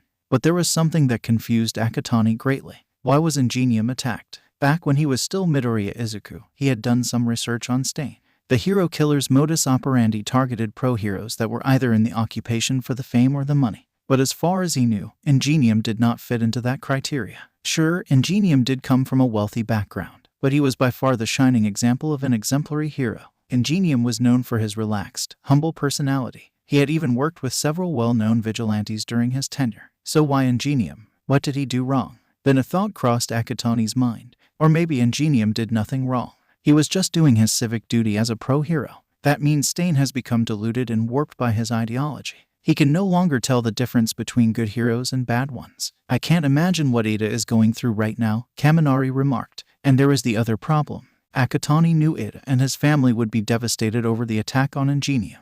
But the biggest question was an unknown and more unsettling. How was Ida in particular going to react to this attack? Will he keep his head on tight and work through possible ways forward with his brother and family? Or will his emotions get the better of his rational thought, and he ends up doing something that would only cause problems for everyone later on? He had no answers currently, and short of calling Ida, there was nothing he could do. However, he was the vice president of Class 1A, and damned he be if he did not do his sworn duty of looking out for his classmates, in this case, Ida. Mikumo, will Ida be okay? I honestly don't know, Denki. The pair sat in silence for several moments, eventually returning back to their pedaling for another 10 minutes. I think we can call it a day here, said Akatani as he got up and stretched. So Cat Cafe next. Yep, After a shower and change of clothes, the teens bade farewell to Sakanama and Rikujo before departing from the gym. They made their way to the train station, hand in hand, chatting idly as they took the train up to northern Musutafu, followed by a 20-minute walk to the cat cafe. I forgot to ask, Mikumo, said Kaminari, what kind of food does the cafe serve? I'm getting kinda hungry, so I was hoping we can get lunch at the same time. I didn't bring a lot of money with me, you see. You don't need to worry, Denki, the cafe itself is quite big. It's split into 2 sections, one part where you get to play with the cats, while the second acts as an actual cafe where snacks, pastries, and full meals are sold. They keep the sections separate so as to not get cat fur in the food. Oh, well that is a relief, Kaminari sighed. I was worried that I didn't have enough for lunch. Even if that were the case, Akatani interjected, I intend to pay for both our lunches. I am treating you, after all. But Cupid's arrow shot into the blonde's heart. Mikimuo. Kaminari buried his reddening face in his hands. Why must you squeeze my heart like this? Akatani kissed his date's hand. Because I can. That's WH. Crash. The sweet atmosphere was suddenly broken. What was that? Kaminari shrieked. Sounded like a car accident. Akatani realized, we should go see if we can help. His train of thought was interrupted when he heard loud voices shouting from nearby, followed by the thud of something hitting his legs. Looking down, Akatani did a double take. It was a little girl, probably no older than 5. She had long, pale bluish-gray hair that was mottled at the ends, with a large horn protruding from the right side of her forehead near her hairline. She was barefoot, and dressed in a short-sleeved nightgown that was faded and rather worn down. But what immediately made Akatani concerned was the bandages covering her arms to her wrists, and her legs down to her ankles, and the fact that she looked downright terrified, clinging onto his pants leg as if her very life depended on it. Kaminari, for his part, was surprised and very confused. There she is. Both teens turned to the unfamiliar voice, while the girl squeaked and tried to hide herself into Akatani. Across the alley from where they were standing were 3 men, one in a long hooded white robe and another in a cartoonish black suit, and the last in smart casual clothes with a fur-lined bomber jacket, all wearing masks that reminded him of those worn by plague doctors during the pre-Quirk medieval period in Europe. Just from their menacing looks and rapid approach towards them, Akatani knew they were men of ill will and intention, so he did what was naturally to be done. He hoisted the little girl up with one arm, grabbed Kaminari with his free hand, and broke off into a sprint in the opposite direction, right into the busy flow of human traffic. Stop right there. Give her back. The 3 men gave chase right after. Kaminari just grew even more bewildered, and also a tad bit scared. Mikumo, what are you doing? We need to give the girl back. This is kidnapping. No, Denki. Akatani grunted back, trying to avoid hitting other people. Those men are up to no good. Didn't you see how terrified she was? We need to get the girl away from them. But, trust me on this, Denki. Whether or not the electric blonde trusted his date or not in this increasingly bizarre and terrifying situation didn't matter in the following seconds, as he glanced back and paled significantly. They're gaining on us. Hold on tight, everyone. Tightening his grip on both his date and the girl, Akatani kick-started his electric flight with a loud crack, unfortunately electrocuting a few passerbys in his wake. The 3 men cursed when he shot upwards into the air at great speed, the shrieks of the girl and Kaminari echoing alongside crackling electricity. Fuck, they're getting away. Don't just stand there. Follow them. Flying with 2 individuals in tow was something Akatani had never done before. While he had the body strength to carry both Kaminari and the little girl, the extra weight meant his flight pattern was less smooth and more erratic. It was clearly traumatizing for the little girl, who was beginning to weep from the unfamiliar sensation of being airborne. We need to land somewhere, Kaminari shouted over the howl of the wind. Got it. Seeing the roof of an ordinary office building up ahead, Akatani began his descent. He touched down onto the roof with a few awkward steps, letting go of Kaminari. He quickly brought the girl to his chest and tried to soothe her tears. SHH, it's okay, little girl. We're not going to hurt you. Everything's good now. You're safe. Those bad men won't hurt you anymore. He stroked his fingers through her rough, mottled hair and rubbed soothing circles over her back. It took a few minutes, but eventually the girl's weeps softened and she calmed down enough for her breathing to return to normal. Sniffling, she wiped away the tears. Little girl, can you tell us your name? She seemed a bit hesitant, but she eventually whispered, Iiri. Iiri-chan, who were those men? I don't know who the man in the white robe or black suit or ... but the man in the jacket is Overhaul. I have to help him. Akatani shared a concerned look with Kaminari. Denki, you have your phone, right? I need you to do a quick search on any villains going by the name of Overhaul. Right. Akatani turned back to Iiri. Why do you have to help Overhaul? Iiri looked down, almost ashamed. I'm sick. Sick? It's not just me, everyone is sick. What do you mean, Iiri-chan? Mikumo, I now understand your reason to run from those men. He turned to Kaminari. What did you manage to find? The blonde had a concerned look. This overhaul guy is apparently the head of a criminal Yakuza group called the Shai Hasekai, or the 8 Precepts of Death. The group had been investigated before over the trafficking and distribution of a quirk enhancement drug called Trigger, which makes any quirk stronger, but often at the cost of the user's mental abilities and logical reasoning. The drug has been responsible for countless lives lost and untold property damage when the users go berserk. Being mindful of Eri in his lap, Akatani cursed inwardly. He returned to the girl again. What is this sickness you're referring to? She replied, almost inaudibly, Q quirks. The temperature on the roof dropped. W what? O Overhaul said the world is sick because of quirks. H he wants to cure the world of the sickness. Kaminari became stricken with horror. Akatani tried his best to maintain his cool. And how does Overhaul intend to cure the world of this sickness? Eri glanced at her bandaged limbs. My sickness is in my blood, Overhaul says, and my blood cures others of their sickness. Overhaul takes my blood to put into other people, curing them. Kaminari looked ready to puke, and Akatani's calm mask cracked. However, there was no time to dwell over the horrifying revelations, for they had company. Hand the girl over. Kaminari scrambled over to Akatani, who kept Eri close. The 3 men who had been pursuing them earlier had arrived onto the roof, trapping them. Overhaul stepped forward, hand outstretched expectantly. If you want to get out of this unscathed, you'd best listen to my demands. How about no, Overhaul? Akatani shot back, pulling himself and Kaminari to their feet. We know who you are and what you are doing. Eri told us herself. There is no way in fresh hell that we would hand her over to a monster like you. Overhaul scowled. Then you leave us no choice. Eri, come over here at once, or else I will kill those 2. The terrified girl looked torn, unsure whether to stay with her savior or return to Overhaul. But in the end, she wasn't given the choice. You can take Eri over our dead bodies. Overhaul, Akatani spat defiantly. Overhaul turned to his associate, Chronostasis. The man in the white robe nodded. Before anyone could blink, a lock of hair shaped like an arrow burst out from the under the hood straight towards the teen. It was only through Akatani's lightning-fast reflexes was he able to pull Kaminari out of the way, the hair just missing the blonde and embedding itself into the concrete wall. Denki, hold on to me and Eri-chan tight. Akatani did a leap and threw the 3 of them off the roof. A few seconds of free fall in, he activated his electric flight again. Rising back up to the roof's level, he dodged another arrow of hair. Chronostasis growled and fired another arrow. Only this time, Akatani was ready. The teen, at the last second with his free hand, grabbed the hair around the shaft, and with a sharp, strong tug, pulled the robed villain off the roof before immediately letting go. Overhaul tried to use his quirk to save him, but a blast of electricity distracted him from saving his associate. Chronostasis screamed in mortal peril as he fell to his death a few hundred meters down to the road below, hitting the tarmac in a splatter of blood, pulpified organs, and shattered bones. Screams echoed as bystanders watched the villain's life come to a messy end.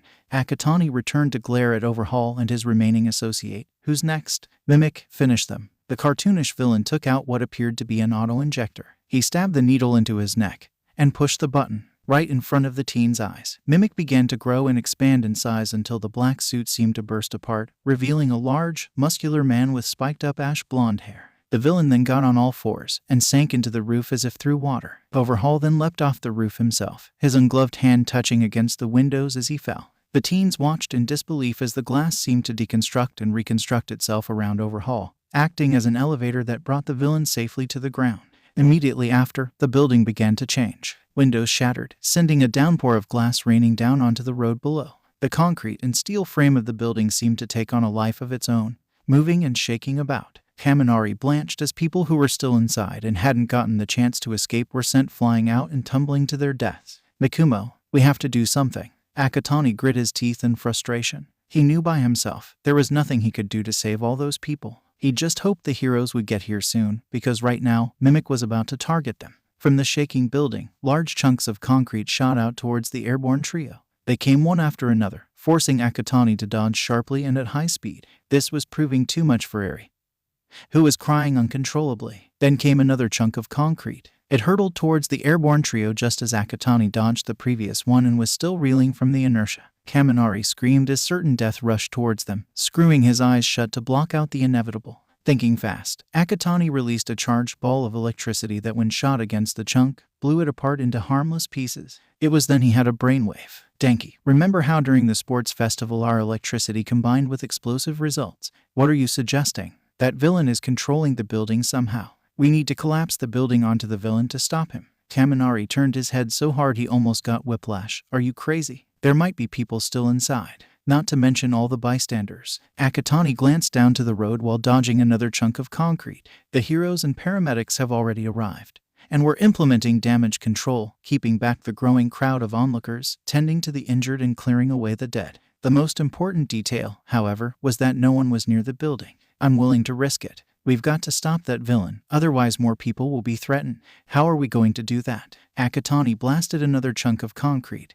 We've got to concentrate our power into the middle of the building and let it explode outwards. It will destroy the support columns and cause the building to pancake down on itself. With a bit of luck, the cascade of debris will be only directed downwards, not outwards towards the people. But what if there are people still inside? Asked Kaminari. I'm banking on the possibility that the erratic movements of the building have forced everyone to vacate at this point, said Akatani. But right now, we need to focus on the villain. Kaminari wasn't completely sold on the plan, but it was the only one they currently had, lest they get distracted and then knocked out of the sky by the incoming concrete chunks. Denki, take hold of my hand. Kaminari realized a problem with that. But if I release my hand, Iri will fall. Cursing under his breath, Akatani forced his electricity to encircle around his date and Iri like a rope, keeping all three secure. Quickly, Kaminari grabbed his hand and interlocked their fingers. I honestly don't know how this is going to work, but we've got to channel our electricity together into a charged-up ball and shoot it right into the middle of the building.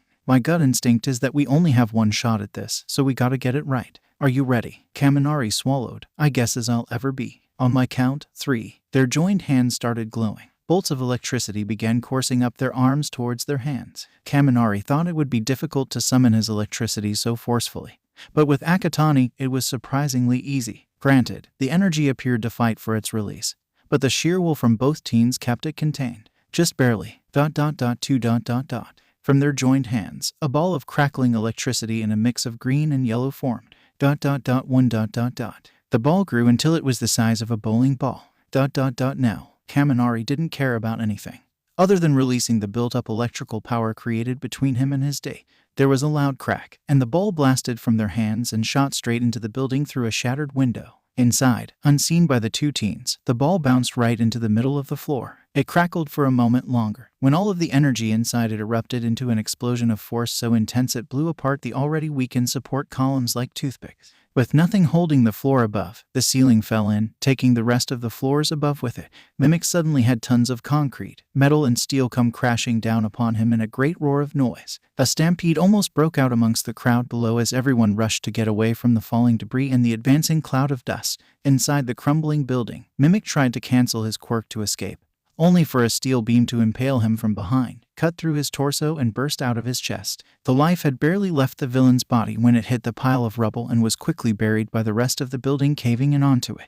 Finally, the rumbling faded away as the dust spread in all directions and began to clear. Akatani sighed in relief. The rubble had not spilled out onto the road or hit the surrounding buildings. As far as he could tell, no one was hurt during the collapse. But that quickly got thrown into the back burner when Kaminari screamed, as did many on the ground. In the momentary distraction caused by the collapsed building, Overhaul had begun his assault. Slamming his hand into the tarmac, he reconstructed them into large, sharp spikes and sent them in a rolling fissure towards the heroes and civilians.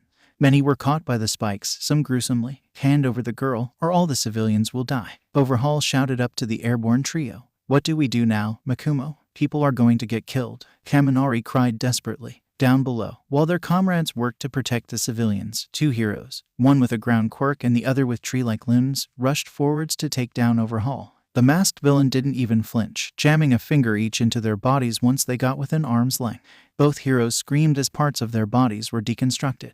As they fell, Overhaul grabbed them by their necks. The heroes were unwilling fused with the villain, reconstructed into a towering monster made of earth, with tree trunks for legs and branches with leaves for hands. Oh fuck ... Oh fucking hell. Akatani cursed inwardly again. While his quirk was powerful, he knew its effects would be severely limited against non-conductors such as plant and earth matter. And from observations of how Overhaul's quirk worked, even if he was able to hack off parts of the villain's reconstructed body with his electricity, Akatani was sure it wouldn't be difficult for Overhaul to regrow those parts. As it was, their options were limited. Overhaul was already firing tree branches at considerable speed at them, forcing Akatani to once go on the defensive dodging spree. By this stage, exhaustion was already beginning to creep through Akatani's body. He knew he couldn't keep this up for much longer, staying airborne and fending off Overhaul's attacks, and the villain wasn't giving him any room to fire an attack. Increasingly, it was a dire situation with no easy way out. Sandwiched between the two teens, Eri frantically glanced about. Somehow, she could sense that her savior was already tired, losing the battle against the man who was supposed to take care of her, only to put her through hell day after day, torturing her with needles and machines to draw her blood, all for the purpose of curing others. She had only spent God knows how little time with her savior, but she already knew that he was the one who would bring her out to the light and protect her from the darkness that was Overhaul and the shy Hasekai. All this while, Overhaul had only taught her that her quirk was a sickness, a curse upon herself and the world. He had taught her to fear it like the monster under children's beds. But in the short time she had been protected by Akatani and Kaminari, she had seen this sickness and curse used to fight the real monsters that had plagued her life, Overhaul and his associate. There was nothing bad about quirks, only people were bad. Eri squeaked when she was suddenly jolted to the side. Akatani had just barely dodged another rush of foliage and tree branches. His movements had become dangerously sluggish, and it appeared that he was having difficulty maintaining altitude. Eri subconsciously knew that this would be the best moment for Overhaul to strike. "Mikumo, watch out!" Kaminari screamed. Eri's heart palpitated in terror as Overhaul sent another rush of foliage towards them. As Akatani was still reeling from the inertia and slowed by exhaustion, it was dangerously clear that he would not be able to dodge it in time. So without warning, with no regard to her personal safety whatsoever, Eri squeezed herself into view. Just as the foliage came within an arm's length of the trio, she let out a loud cry, horn glowing brightly, and slammed her hand right into the thicket of leaves. A split second later, and her quirk went into effect. The mass of tree branches and leaves came to a sudden halt and began to glow. Rapidly expanding into unimaginable shapes, the mass began to crumble away as its physical state was reversed. The deconstruction started slow, but quickly gained speed. In a matter of seconds, the glow had reached the main body and was followed by the reversal. As the fused body fell apart, the two heroes, who were at the base of the body, slumped onto the tarmac and remained motionless. It took another few seconds for Overhaul to come back into view, as the villain was about a few hundred meters in the air when the last traces of the fused body crumbled away.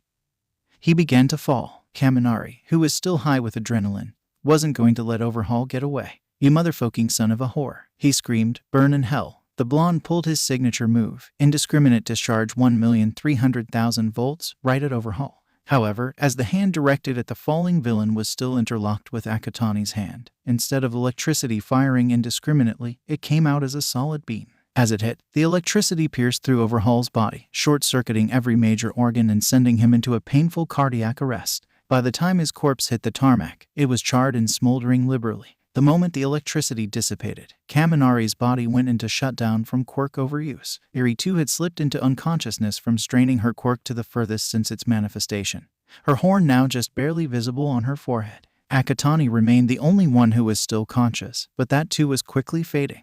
Not wasting any time, he slowly lowered the three of them down towards the tarmac, which had reformed itself when Overhaul's quirk was reversed and subsequently destroyed. He had barely time to set everyone down when the exhaustion finally overcame him. He hit the tarmac in a dead faint right after. As his eyelids flickered close, the last things he registered were the shouts of the crowd and the footsteps of both pro-heroes and paramedics rushing towards them. "Mikumo, Mikumo." Akatani stirred. Something was calling out his name. "Mikumo, open your eyes." Slowly, his eyelids fluttered open. At first, his vision was blurry. He couldn't really make out what was in front of him. Then he blinked several times and rubbed his eyes. His vision gradually cleared up. Where am I? He appeared to be in some kind of dark void that was saturated with light, and he was suspended in the air, his feet hanging limply over nothing. He could move his limbs, but it didn't appear that he could physically change his position. It was as if someone had strung him up like a Thanksgiving turkey about to be slaughtered for the oven. And there was the question of what was he doing in this void. "Mikumo, who's there?" At first, nothing happened. Then his chest began to glow. Akatani gasped as his body was jerked forward. A glowing orb of light of a viridescent color shot out of his chest. It orbited around him at fast speeds, before bursting into a cloud of sparkles. Akatani watched in awe as the sparkles seemed to coalesce together into a humanoid form. It had no discernible features, and it didn't appear to have legs. At last, we meet. "Mikumo, who are you?" "My name has been forgotten by human memory." "What are you, then?" "I am a power, Mikumo." "You mean my quirk?" The figure shook their head. "No, Mikumo, I am not a quirk as you humans describe them. I am a power, born from the workings of the universe. How is that different? Asked the confused Akatani. Quirks are part of human genetics. I am not a human feature. I was created long before quirks became common, in the great unknowns of the universe. I came to your world just when the great quirk wars were being fought, where I have bonded with individuals who were destined to change the world with their actions. So I am technically a carrier then. Akatani surmised, a vessel for you. That is correct, Mikumo. Akatani fell silent for a moment, before finding his thoughts. If you are a sentient being, how is it that I didn't hear from you earlier? Whenever I bond with a human, Mikumo, the initial connection is dormant. A catalyst is required to open the connection between me and the human. In your case, our connection was forged when you and your date Denki combined electricity to take down a villain whose evil knows no bounds. Akatani nodded. Then, where are we? We're deep inside your mindscape. As it is, you are unconscious, lying in a hospital bed. Denki is in the bed next to you, while the little girl you saved is currently being questioned by the police. And is there something I need to know? Since our connection has been opened, I am able to communicate with you through your conscience in your times of need. I will become your confidante. You can ask me anything, and I will do my best to answer. I only have one question now, said Akatani. Since this power I wield is not actually a quirk, does that mean it is not bound to natural limitations? To some extent, quirk suppressants and the cancellation or elimination of a quirk through whatever means will be useless against the power you are hosting. However, nothing in the universe is perfect. The power, while replenishable, is ultimately finite, and it is the reason why the Reaper has not claimed you yet. If you are to completely deplete your core in one shot, our connection will be broken, and your life will come to an end without the power to support it. I understand. Excellent. The figure nodded. Now, Mikumo, it is time to wake. There is someone who needs to speak to you. You need not worry, I will be with you. With that, the light saturating the void grew increasingly brighter. The figure shimmered and burst into a cloud of sparkles, which coalesced into the orb of light from before and shot back into Akatani's chest. The void rumbled like an earthquake was rolling in, the light almost blinding. Then, everything seemed to implode on itself, throwing Akatani right back into the mortal realm. His eyes snapped open with a soft gasp. It took a moment for Akatani to realize where he was, as the figure in his mindscape had said. He was in a hospital ward, the smell of disinfectant strong on his nostrils and the regular, timely beeps of the heart monitor he was attached to. He slowly attempted to sit up, only to realize he couldn't move much because his left wrist was handcuffed to the side of the bed. Well shit. Akatani didn't have to think too much to know why he was in his current predicament. In fighting Overhaul and his two lackeys, he and Kaminari had caused untold property damage, had a hand in injuring dozens of innocent lives, quite possibly killing all 3 Yakuza members, and breaking all kinds of quirk laws at the same time. Mikumo, he turned to the bed next to his own. Kaminari had just regained consciousness. Mikumo, are you there? I'm here, Denki. Akatani could literally hear the relief in his date's voice. Mikumo, where are we? And then came the frantic confusion. Why am I handcuffed to the bed? Mikumo, what's going on? I've been handcuffed too, Akatani replied. It's to prevent us from escaping. Escaping? From what? The memories came flooding back. Shit, is it because of what we did? As much as I don't want to believe so, I think it is. Fear not, Mikumo. You will be safe. As Kaminari started to panic, Akatani heard the figure's soothing voice in his head, but before he could react or even come up with a single thought, a door opened. Footsteps rushed in. Then someone literally climbed up his hospital bed and threw themselves into him, reeling from the air knocked out of his lungs. It took a moment for Akatani to realize it was Iri who was clinging onto him as if her very life depended on it.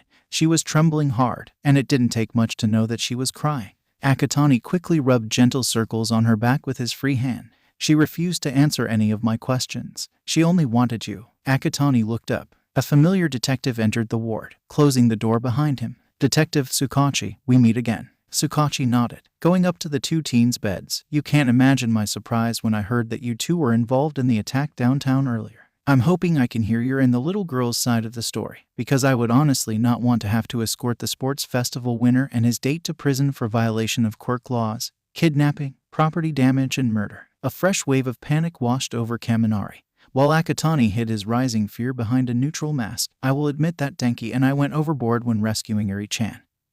But she clearly needed to be protected from the monster that was Overhaul and his minions. The detective produced a notepad and pen. Explain, if you will. Also, my quirk is lie detector, which means I will be able to tell if you are speaking the truth or lying.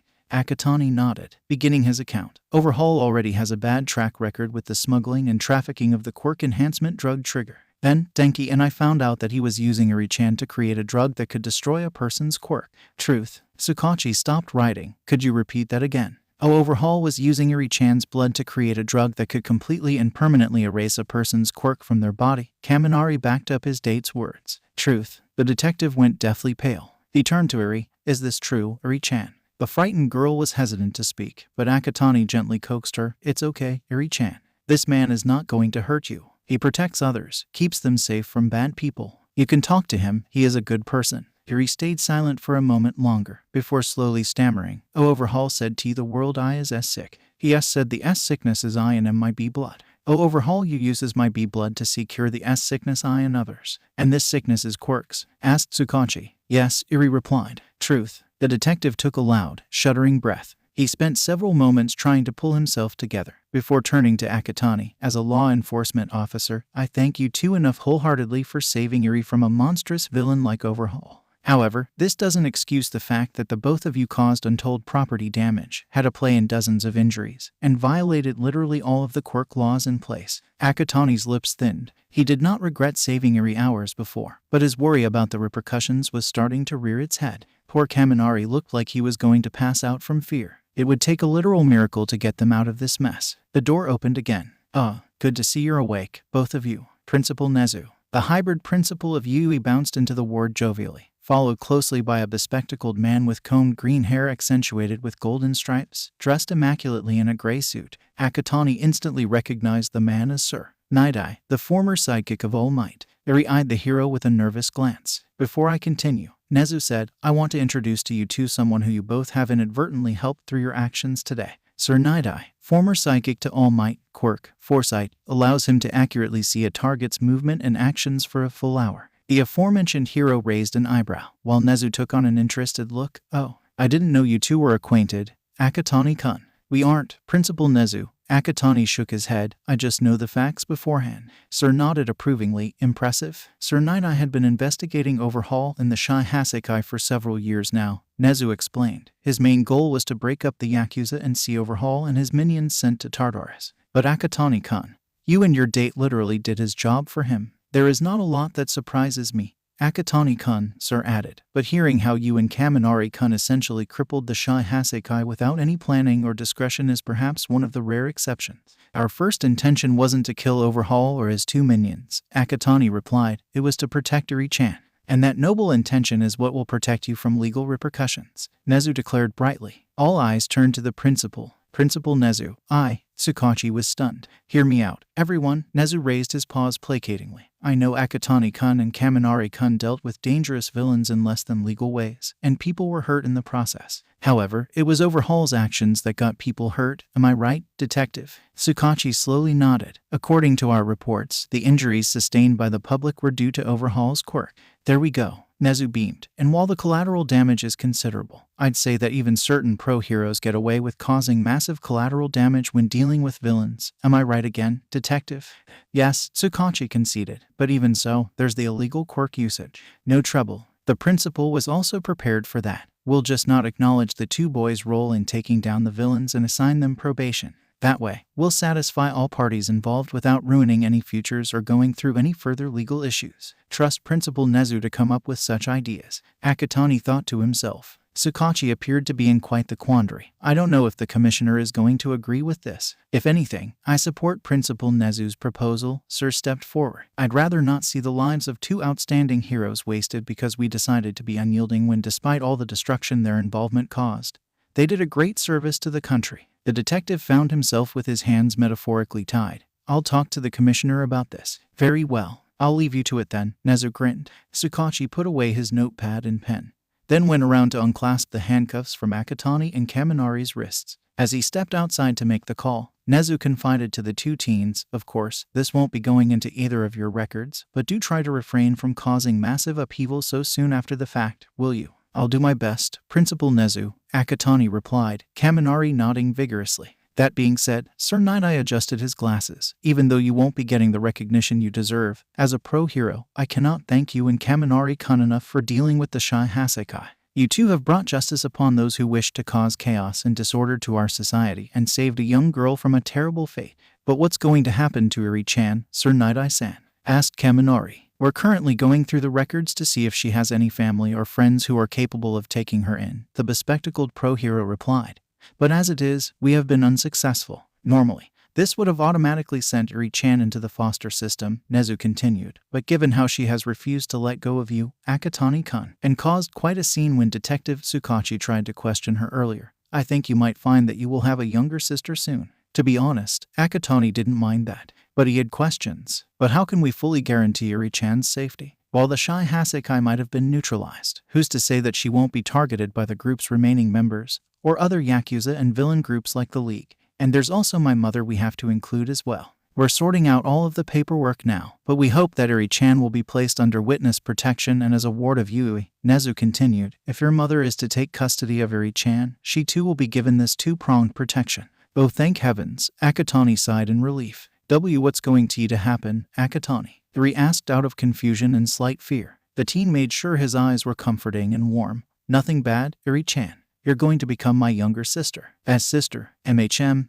Akatani nodded. No more overhaul or bad people. My mother and I will take care of you. And me too, Kaminari added from his bed. It didn't take much for the little girl's eyes to become watery again. Sniffing, she rubbed away her would-be tears, and for the first time ever, her lips spread into a smile, albeit wobbly. Gee, thank you. The atmosphere in the ward became significantly warmer. Oh, that reminds me, Nezu clapped his paws together. Your parents should have arrived by now. And right on cue, the ward door opened. A couple rushed inside like bats out of hell and made beelines straight towards Kaminari, left behind in their wake. Inko's entrance was more relaxed, as she had been told Eri was with her son. Hello, Eri-chan. Inko smiled warmly. I am Mikumo's mother. And Mikumo, that's my given name, Eri-chan. Akatani replied. How are you feeling? Inko asked gently. Do you need me to get you anything? For Eri, she didn't need much. All she wanted was the genuine love and care by people who will protect her, like a family would. And she was definitely going to get it, if Akatani and Inko had anything to say about that.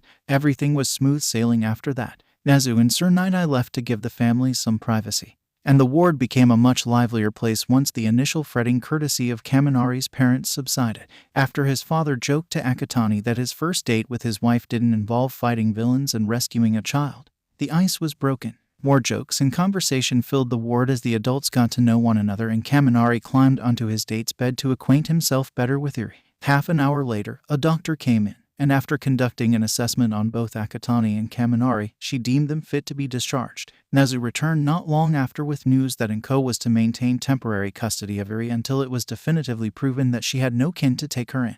As the young girl had no other clothes than the dirty night dress she was found in, the hospital allowed Eri to continue wearing her hospital gown and slippers until Inko could buy her some fresh clothes. A bit of paperwork and administrative stuff later, and the two families were ready to depart. Kaminari had to use the bathroom, so everyone waited in the hospital atrium for the blonde to return. It was then that an interesting development bloomed for Akatani. As he waited for his date, the purple-haired teen spotted Tsukachi talking to someone on the phone at a quiet corner not far from the group. I sensed something interesting with the good detective. What is it? A small detail that could go many directions. Curiosity piqued, Akatani cast a glance towards his mother. Silently, he slipped away from the group and as inconspicuous as possible sneaked over towards Tsukachi. Hiding behind a curved pillar, Akatani strained his ears to pick up the conversation spoken. Yes, we need to conduct the raid as soon as possible. We can't afford to give them time to reorganize and possibly destroy the drug. A raid? They're planning on raiding the Shy Hasekai's location? I'd say we do it tonight. Are we able to put together enough pro-heroes and personnel before then? A few moments of silence. I see. All right, I understand. Tsukachi hung up, and Akatani stiffened, hoping that the detective wouldn't come in his direction. Luckily, Tsukachi went in the opposite direction, completely none the wiser that he had been eavesdropped on. Akatani released the breath he had been holding in. So what are you going to do about this? Akatani spotted Kaminari emerging from the bathroom. I'll think it over for a while. The voice said no more after that. Akatani quickly rejoined the group. Again, no one any wiser that he had split off in the first place. The two families went their separate ways after bidding each other farewell, Kaminari promising to call Akatani later that evening. Everything seemed perfectly normal. Everyone none the wiser about the shift in the flow of fate that was to come. Akatani didn't have the time to think about the upcoming raid until he got home with his mother and Eri a few hours later with bags of clothing in hand. Eri was still a little apprehensive with the new environment, and stuck to Akatani's side like glue. To ease her worries, Akatani turned on the TV and switched to kids programming to keep the girl engrossed. It worked, and while Eri was entranced by the current program, it left Akatani a few moments to delve into his thoughts. If the raid happens tonight, how do I get to the hideout before the police and heroes get there? Well, you could always travel through electrical systems. How do I do that? I'll teach you when we have more privacy. The cosmic force within him went silent, just as Eri asked him a question about what was currently on the screen. Akatani was more than happy to oblige, leading to a deep conversation about mascots that was eventually interrupted by Inko calling everyone to dinner. It really spoke to how badly Eri had been treated by the shy Hasekai when she immediately burst into tears of happiness upon taking her first bite of katsu. After many hugs and a full stomach later, Eri returned to the TV to continue feeding her growing enjoyment of kids' programs, this time with Inko by her side. This allowed Akatani some privacy to take the call from Kaminari and to seek an answer with the cosmic force. So how do I travel through electrical systems? You'll first need a power outlet. He crouched down under his desk and unplugged his table lamp socket from the outlet. With the switch on, place 3 fingers against the holes. Akatani did as instructed, feeling the slight tingle of electricity against his fingertips. Now self-destruct into electricity. He took a moment to remember how to self-destruct, thinking back to his match against Shinsu during the sports festival. Closing his eyes, he reached down into his core and pulled. What followed was a surreal experience. First, he felt his body explode into electricity. Then, he was sucked into the outlet like dust against a vacuum cleaner. That was followed by a split second of being pulled through something akin to a tunnel, before he was spat out, the electricity reforming into his body as he hit the floor. Though, Akatani picked himself up. Glancing about, he realized he was in his mother's bedroom. That was weird. I understand. It's bound to be an unfamiliar feeling. I do have a question though. How am I able to navigate where I'm going? I had no idea I was going to end up in my mother's room. I will be your eyes, Mikumo. I will guide you. Over time you will become accustomed to electric travel. Your own sight will grow, and you will no longer need my guidance. Thank you. There is no need to thank me. I am merely your companion on the journey of your life. At that moment, Inko called for him from the living room. The force inside him went silent, and Akatani hurried outside to attend to whatever his mother needed him to do. Akatani shifted in his bed, waiting for the right moment to quietly leave his room to intercept the planned raid. No one was to know that he was infiltrating the hideout of one of the most notorious Yakuza groups in the country, especially Eri, who was curled up next to him in his bed. The young girl had been absolutely terrified of sleeping by herself, courtesy of her years under Overhaul's torture. Between Inko and Akatani, she trusted the latter more, so she stayed by his side even when the lights went out. Akatani loathed to leave Eri alone, especially if she woke up and found that he was gone. But if he wanted to intercept the raid, he would have to risk it. Just as he was about to slip out of bed though, Eri stirred. Miku ... Where are you going? I'm just going to the bathroom, Eri. I'll be right back. I promise, Eri. Just go back to sleep. Okay. Akatani waited for the young girl to drift off again, humming a lullaby whilst gently stroking her hair. When her breath evened out, he made his move. Quietly slipping off the bed, Akatani snuck out of the room into the common bathroom. Inside, he put on all black clothing and shoes and grabbed a black backpack stashed in the bathtub. Slipping out, he tiptoed his way into the living room, heading towards an empty outlet by the dining table. Are you ready, Mikumo? As ready as I'll ever be. Kneeling down in front of the outlet, Akatani flipped the switch and placed 3 fingers against the holes. He pulled on his core and disappeared in a flash of jade green light, no one any the wiser that he was gone. The journey to the shy Hasekai's hideout was far from smooth. Akatani had to re-emerge in random buildings on multiple occasions to shake off the unfamiliar feeling of traveling through electrical wires that had grown to the point of nauseating.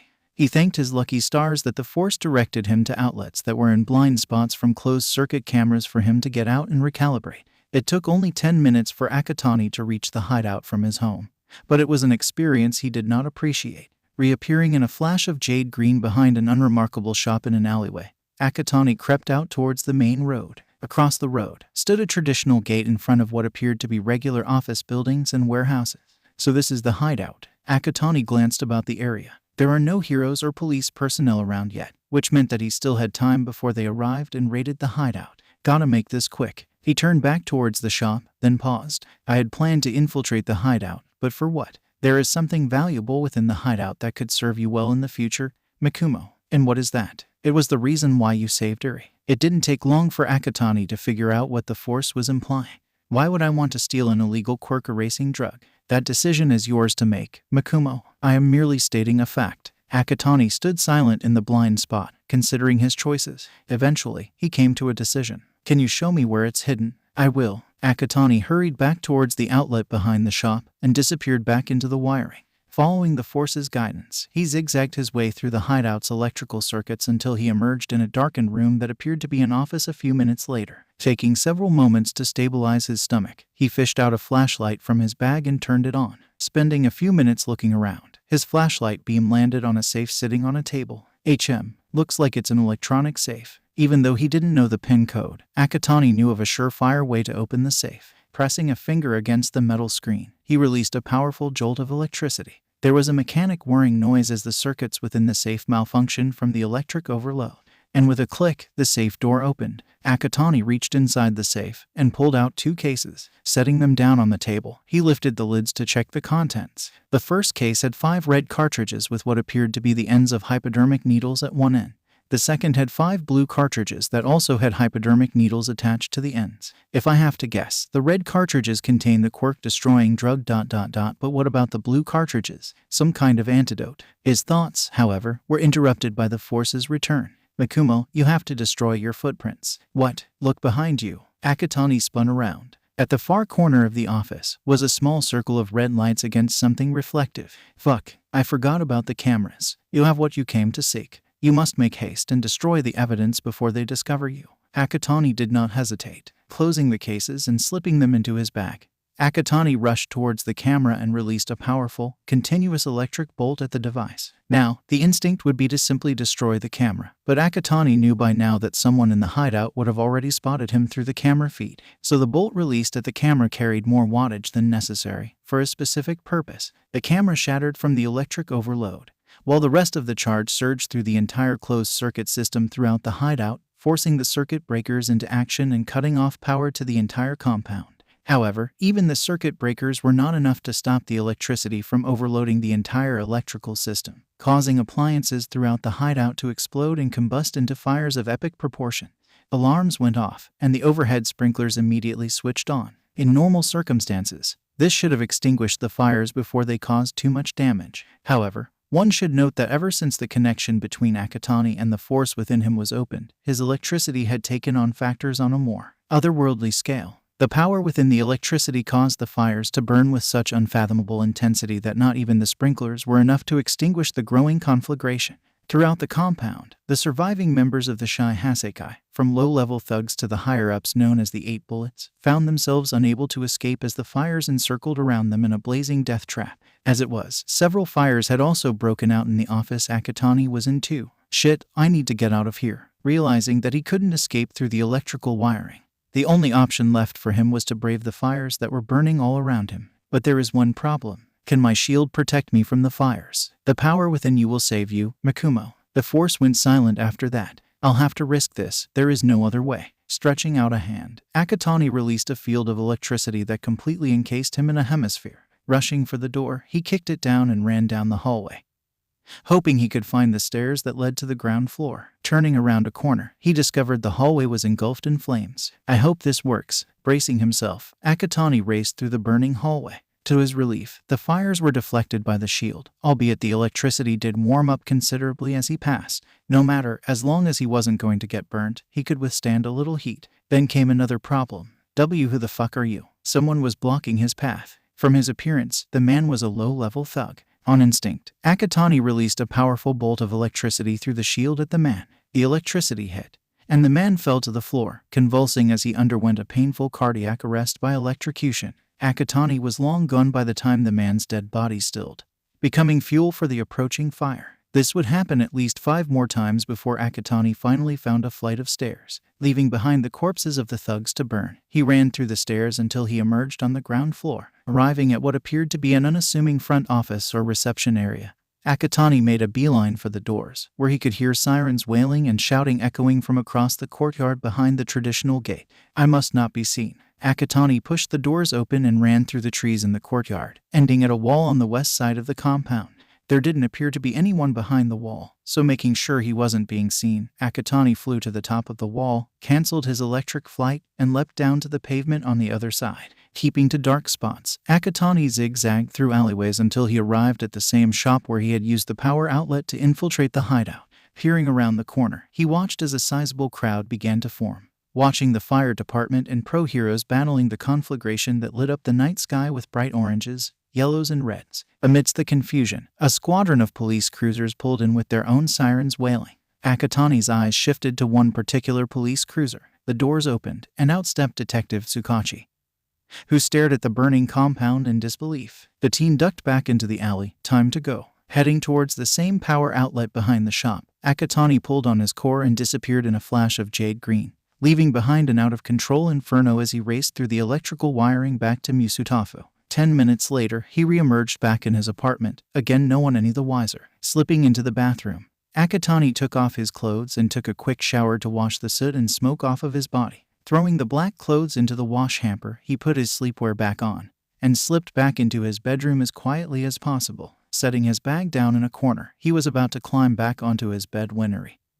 who had been sleeping peacefully, stirred again. Mikumo, sorry, did I wake you up? Eri, where are you going? Nowhere, Eri, Akatani reassured. Climbing back onto the bed, I just went out to grab a drink of water. Oh, I see. Don't worry about it, Eri. I'm here. Just go back to sleep. The young girl said no more, closing her eyes and drifting off again. It didn't take long for Akatani to fall asleep himself, exhausted from his escapades that had left several dozen dead or wounded, astronomical property damage, and a mystified detective with more questions than answers. The weekend after the infiltration was a busy one for Akatani. Saturday was initially going to be a day out for him, Inko and Eri, but at the last minute, he received a phone call from Nezu. Principal Nezu. Mikumo, I hope I'm not calling it a bad time. Well, I am about to leave the house to spend the day out with my mom and Eri. What is it that you want to talk about? I saw what happened to the Shy Hasekai hideout last night on the news. Am I wrong to guess that you had a part to play in that massive conflagration? Akatani glanced back. His mother was talking to Eri on the other side of the living room. From the looks of things, they didn't appear to hear his conversation with the mammal. And if I had, he spoke a bit more quietly for good measure. I would like to talk with you about what you had hoped to achieve from your latest act of chaos. Nothing judgmental, just to understand your intentions. Of course, when would it be a good time? I was hoping I can talk to you now, hopefully. I understand that you are about to leave to spend time with your family, but I promise that I won't take too long. Akatani glanced back at Inko. I'll speak to my mom for a moment, but what do I say to her? Tell her that as a class representative, we need to discuss the integration of Shinsu Hitoshi into your class this coming Monday. All right, please hold on. Take as long as you need. Akatani approached his mother. Mom, I'm so sorry, but something cropped up. What is it, Mikumo? Principal Nezu wants to speak with me regarding the integration of a new student to my class. He hopes that we can settle the logistics before he arrives this coming Monday. Oh, what a pity, Inko sighed in disappointment. Does that mean that you won't be joining us, Mikumo? Eri asked, a little teary-eyed. Hopefully it shouldn't take too long. Akatani tried to sound reassuring. How about this? I'm still on the phone with Principal Nezu. If I can keep it to an hour or so, I can join you guys for lunch and we can spend the afternoon at the shopping arcade as planned.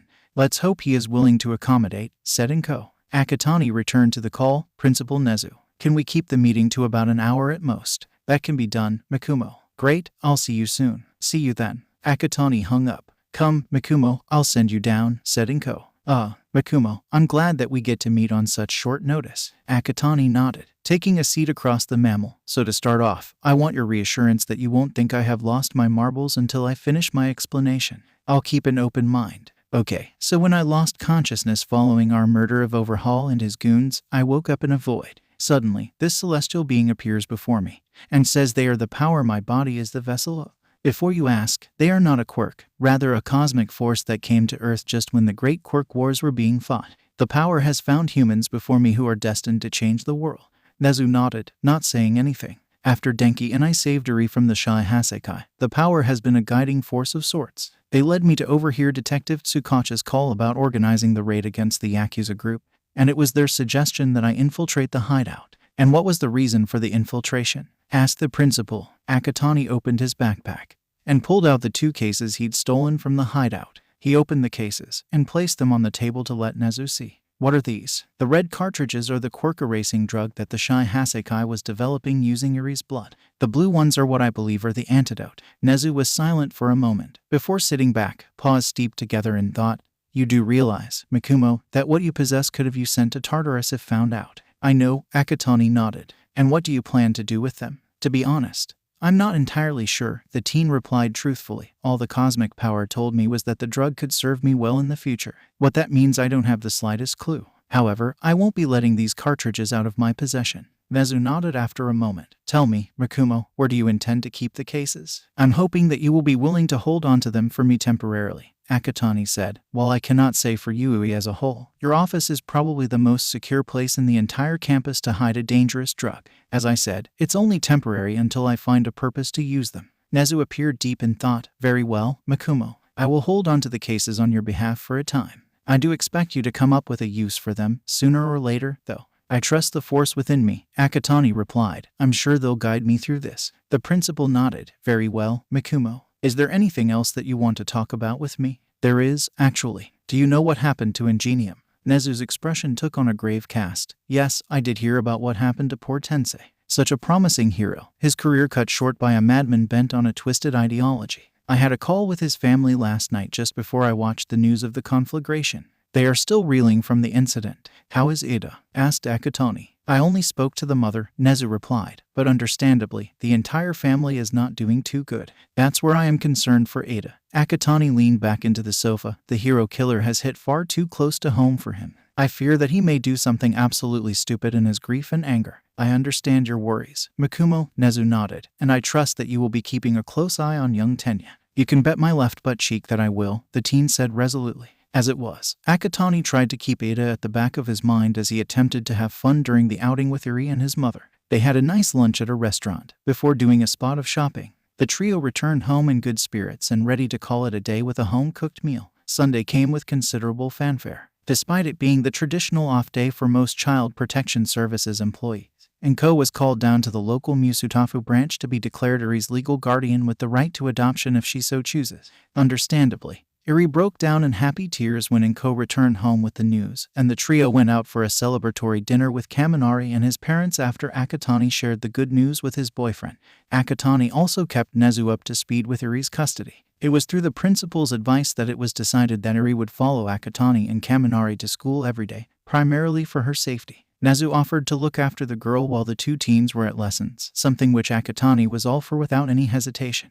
Then came Monday. You ready for your first day of school, Iri? Why yeah. Enko smiled and hugged her ward. Iri, don't be nervous. You are in good hands while you are at Yui. Makumo and Denki will bring you to Principal Nezu's office. I'm sure you remember Nezu, right? He'll take care of you while Makumo and Denki are in their classes. You can even join them for lunch. How does that sound? Iri gave a wobbly smile. That does sound good. The matriarch beamed. Wonderful. Then look forward to it, okay. She got up and turned to her son. Keep her safe, Makumo. I will, swear on my life. All right, take care. See you, Mum. Bye. With that, Akatani and Iri left the apartment for the train station. It was raining when they departed, so Iri put on a raincoat while Akatani opened his umbrella. The ride to Yui Station was unremarkable. Joining the rush hour crowd as they alighted, the pair rode the escalators up to the concourse where they paused to pick someone up. Denki, Kaminari looked up from his phone and beamed. Makumo, Iri-chan. Akatani pulled the electric blonde into a one-armed hug and kissed his cheek. Were you waiting long? Nope, Kaminari replied. Only waited about 5 minutes or so. Ready to go. Akatani grunted and took the blonde's hand into his own. Hand in hand, the pair shared Akatani's umbrella while Iri walked alongside holding his free hand. The short walk to the gates was uneventful, but when the trio reached the lockers, things took a somewhat darker turn. Makumo, it's Ada. True enough, the youngest son of the Ida family had just arrived, wearing a green raincoat and boots, though his face was obscured by the hood. Akatani didn't have to guess that he was still troubled by what happened to his older brother. Doing his duty as vice class president, Akatani approached Ada. Ada-san, good morning. Good morning, Akatani. Ada replied as he kept away his boots. Ada-san, I heard about what happened to your brother. If there is anything I can help with, please let me. Akatani, you don't have to worry, Ada interjected, unbuttoning his raincoat. We're dealing with it the best that we can.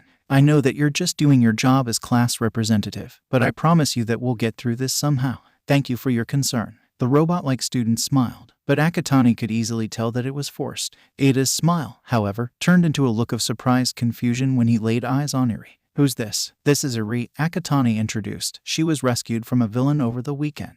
She's currently under my family's legal custody. We're moving along the adoption process over the coming week. I see. Ada boomed, unwittingly startling the young girl. He bowed deeply. It's a pleasure to make your acquaintance, Eri-chan. It's nice to meet you too. Ada, tone it down, will you? Kaminari said. Eri-chan's not used to loud noises. My apologies. I promised to keep my voice volume down in Eri-chan's presence. Akatani's sweat dropped. While it was still loud, at least Eri wasn't flinching this time around. Anyway, homeroom starts in 5 minutes. We should be making our way to class right away. Don't wait up, Ada-san, Akatani replied. We need to bring Eri to Principal Nezu's office first. Let Aizawa-sensei know, could you? You can count on me, Akatani. With that, Ida took off towards the classroom. If I hadn't known that Ida is putting up a front, I'd think that he was his normal self, Kaminari remarked. That's why I'm keeping an eye on him for now, Akatani replied. Come on, Eri, let's go to Principal Nezu's office. After seeing Eri off with Principal Nezu, Akatani and Kaminari headed to class, hand in hand. Along the way, they met Aizawa, now bandage-free, much to the pair's relief. When they reached the Wana classroom, they encountered Shinsu, who just managed to find the right classroom after getting lost. Aizawa told the lilac-haired brainwasher to wait outside until he was called in. Kaminari flashed a thumbs up before hurrying inside. Good morning, class. Good morning, Aizawa-sensei. Asui pressed a finger to her lips. Your bandages are off, Kiro. I'm so glad. Yes, the old woman went overboard with her treatment, Aizawa sighed. Anyway, before we start, there's a couple of announcements I have to get through. Yaoyorozu raised her hand. Aizawa-sensei, where's Minta? I was getting to that, said the eternally tired underground hero. First off, you can expect to never see Minta again anywhere in Yui from now on. He has been expelled. There was a great whoop of cheers from the students, especially the girls. As such, we have a new student who will take the rat bitch's place, Aizawa continued. Before turning to the open doorway, you can come in now. Shinsu nervously stepped into the room. Anjiro started at this, immediately frowning at the teen who took advantage of him during the sports festival. However, that quickly became surprise when Shinsu approached him and bowed deeply. Anjiro-kun, I hope that you can accept my humblest apologies for brainwashing you without your consent. It was wrong of me to do so, and I hope that you can forgive me so that there will be no animosity as we become classmates for the rest of our 3 years here. The tailed student blinked, unsure of how to take the unexpected apology. Akatani quickly came over. Shinsu-kun is being genuine, Ajiro-kun. He has learned his lesson, and I hope that you can let things go and start afresh with him. Ajiro considered his vice class president's words. Before nodding, all right, I forgive you, Shinsu. Thank you very much. I promise to never take advantage of you or anyone else in the future. Akatani allowed a slight upturn of his lips before guiding Shinsu to the empty seat that was once occupied by the rat bitch. Now that is out of the way, I have an important announcement to make, Aizawa drawled. Today, we will be having a special hero informatics class. The entire class, sans a pair, froze. Several students feared that there was a pop quiz to come, and fretted about their shortcomings in their respective areas of study. Akatani and Kaminari, on the other hand, had no such worries. Aizawa had already filled them in on what homeroom today was going to entail,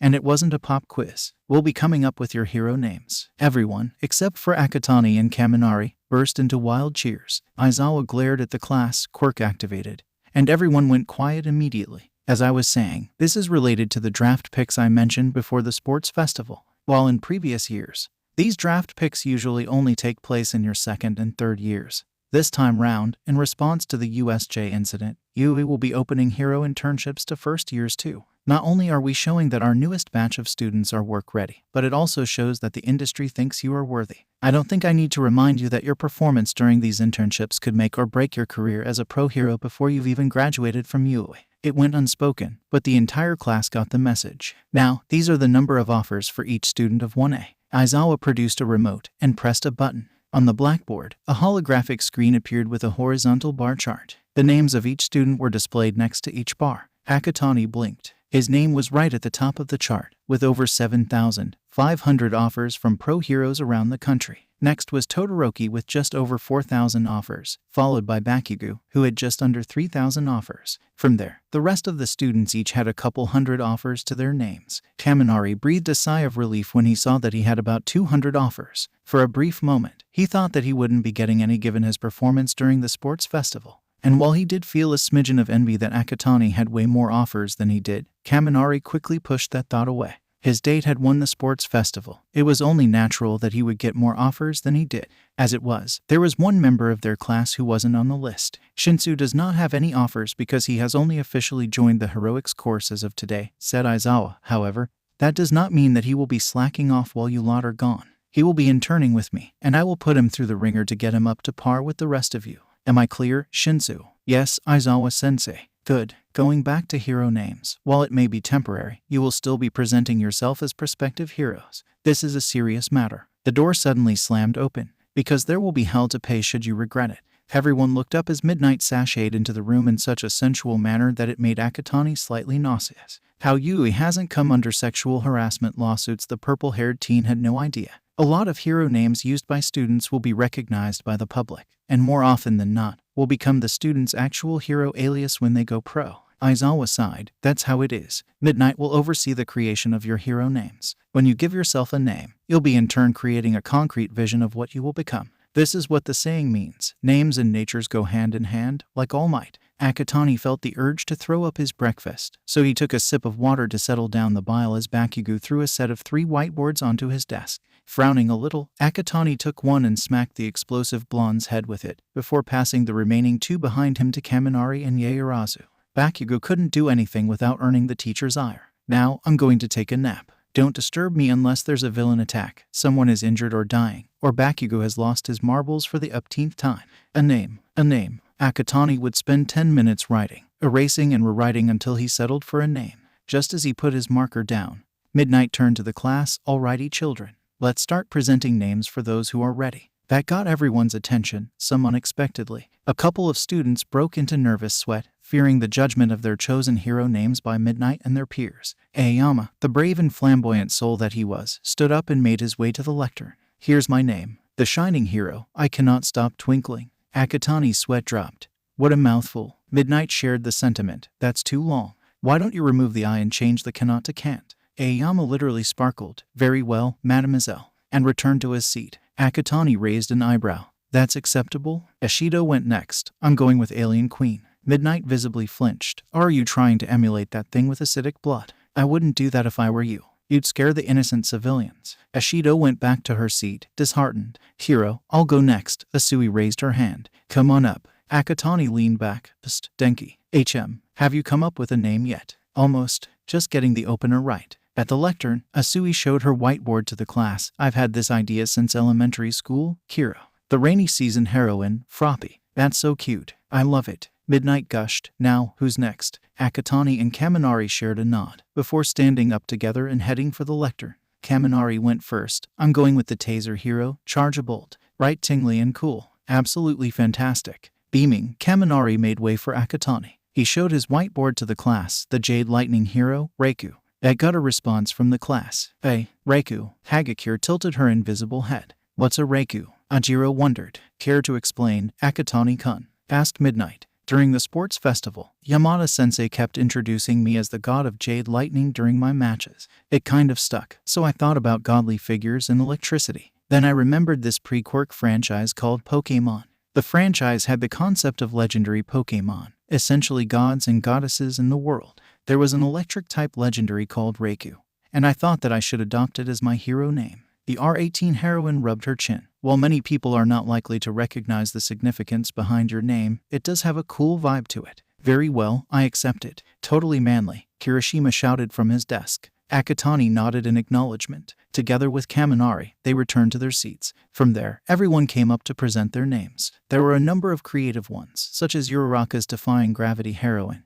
Uravity and Shinsu's puppet master hero, Mindjack, a few more generic ones, such as Ashido's second choice Pinky and Ajiro's martial arts hero, Tailman, and some unique ones, like Takoyami's jet black hero, Tsukayomi. Todoroki went with his given name, which when asked for an explanation, revealed that this was what he wanted people to know him as, rather than someone clouded by Endeavor's legacy. Akatani understood Todoroki's logic, and gave the bicolor-haired teen a nod as he returned to his seat. Then, there was a stupid one. King Explosion Murder. Bakugo growled to the class. Dead silence. Becca bro. Seriously? Shut the fuck up, shitty hair. The explosive blonde screamed. It's fucking perfect. Akatani rolled his eyes. A 5-year-old can come up with a better name. Oh, Kaminari stage whispered. I agree with Akatani-kun.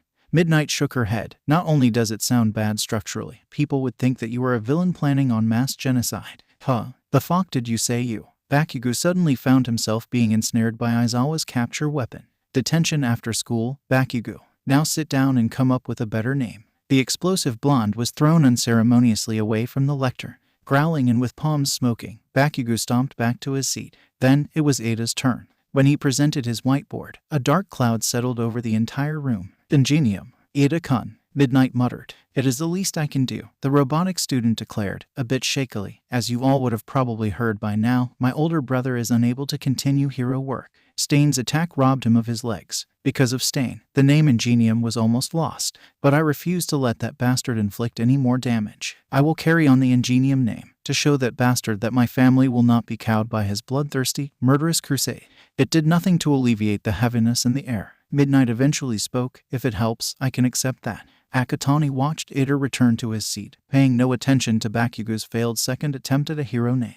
If Ada's facade was cracking before, it was barely standing now. Despite the robotic student's attempts at hiding it, Akatani could see the desire for vengeance bubbling away as plain as day. He clenched his fist. He wasn't going to let Ada out of his sight. Even if he had to sacrifice his internship to keep his wayward classmate on radar, he would not let things go. A good hero was permanently incapacitated by a madman whom the pros still haven't caught, the latest victim in a long trail of blood. Ada was essentially a dead man walking if he continued this mindset for revenge. Speaking of internships, Aizawa had woken up and was addressing the class. Now that most of you have chosen your hero names, we can get back to talking about your internships. They will run for 1 week. And as to where they will be held, it depends on which offer you decide to take up. Everyone except for Shinsu will be given a ring binder containing all the offers that are available to you. Think carefully of which offer you accept. Each pro hero and agency specializes in different areas. You can either have a fruitful experience or a complete waste of time. That is all from us. When I call your name, come up and receive your binder. The bell rang shortly after that.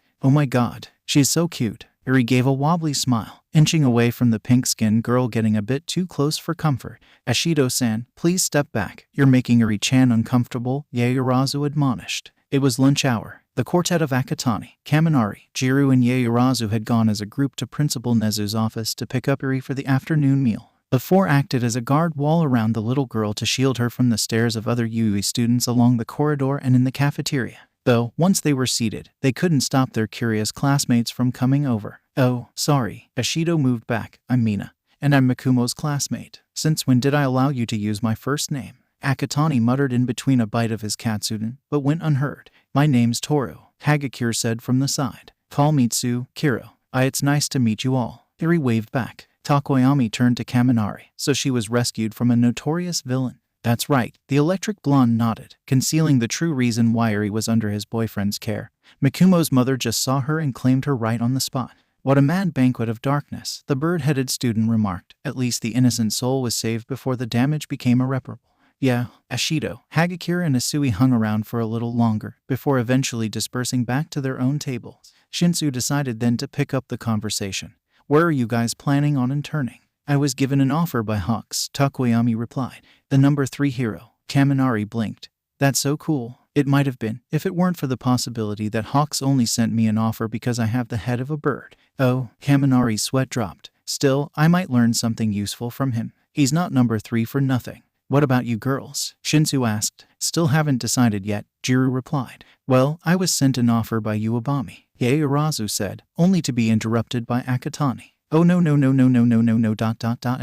The purple-haired teen stood up. I strongly suggest that you reconsider. But why? Uebami can hardly be counted as a pro-heroine. Yaoyorozu-san, Akatani explained. You're more likely to see her on TV promoting her latest product line or on runway shows rather than on the streets patrolling against villainy. If you choose to intern with her, my biggest guess is that she is going to use you in some commercial rather than teach you anything meaningful. You're going to end up wasting a full week. Well, in that case, I better continue searching. Also, if you happen to chance upon anyone else considering Uebami's offer, do them a favor and ask them to reconsider, Akatani added before sitting back down. You're surprisingly into this, Akatani, Jiru remarked. Look, if there is one singular thing that I can agree with that bastard Stain, is that some people are not worthy to be heroes. They saturate an industry that is already difficult to get into, depriving other pure-hearted and dedicated prospects the chance to do good in a world that is completely fucked up. While that is really deep and insightful, Akatani, Takoyami spoke up after a moment. I must remind you that you are in the presence of a young child. And right on cue, Eri asked, what is folked up? Akatani slammed his head onto the table. Sheet, Mom's gonna kill me. What sheet? The rest of the lunch hour was spent trying to teach Eri that those were bad words and were not meant to be repeated in polite company.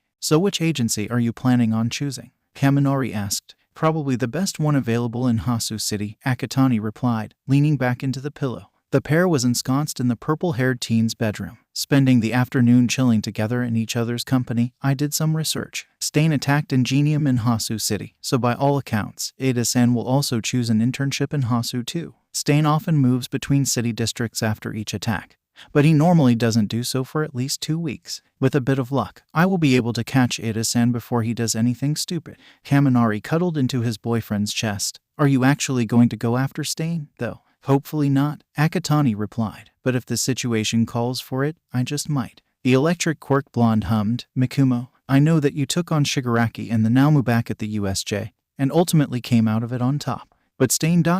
he's on a level that I think surpasses the League of Villains. You know how the pros and law enforcement have never been able to catch him. And I care for you too much to see you get maimed or even killed by him. Akatani immediately wrapped his arms around his boyfriend in a tight embrace, pressing kisses all over Kaminari's face. He whispered, I know. But if I were to keep an eye on Ida-san, the possibility of encountering Stain is extremely high. Either way, I will have to fight the bastard. But I promise that I will keep myself safe. I will not go looking for trouble. My main priority is to beat some sense into Ida-san. But if Stain attacks me, I will fight back without hesitation. His boyfriend's reassurances helped settle Kaminari's nerves a bit. The pair remained silent for several moments, enjoying each other's presence. Say, Denki, have you decided on your internship place? About that? Actually, the blonde straightened up. I received an offer from a pro-heroine called Maruko. Akatani's eyes went comically wide in an uncharacteristic show of emotion.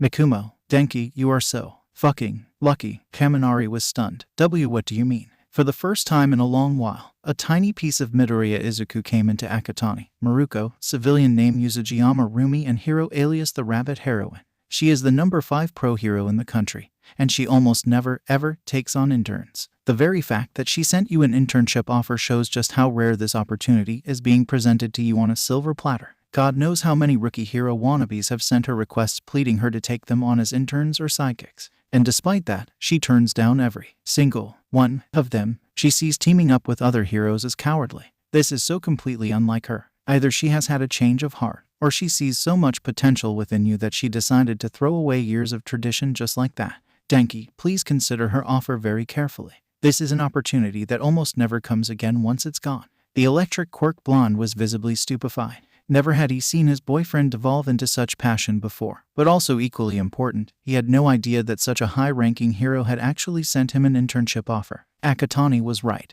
This was an opportunity that he simply could not refuse. Also, Maruko is a master at physical combat. While her quirk doesn't give her flashy powers, it gives her the strength to take down villains just by using her limbs. Denki, you have a potentially powerful, dare I say flashy quirk. Add that with terrifying physical prowess, you will be an unstoppable storm that villains big and small will cower before you. Alarm bells were ringing in Kaminari's head. He never denied the fact that he was, occasionally, envious of Akatani's power and strength. He had tried to forget it. But in the periods of commuting during their first date, people from all walks of life came up to his boyfriend and praised him for such a stellar performance during the sports festival. Each and every time that happened, Kaminari was ignored. It was as if he wasn't there, even though he was holding Akatani's hand. Kaminari would be lying to himself if this unintentional snubbing stung his heart each and every time.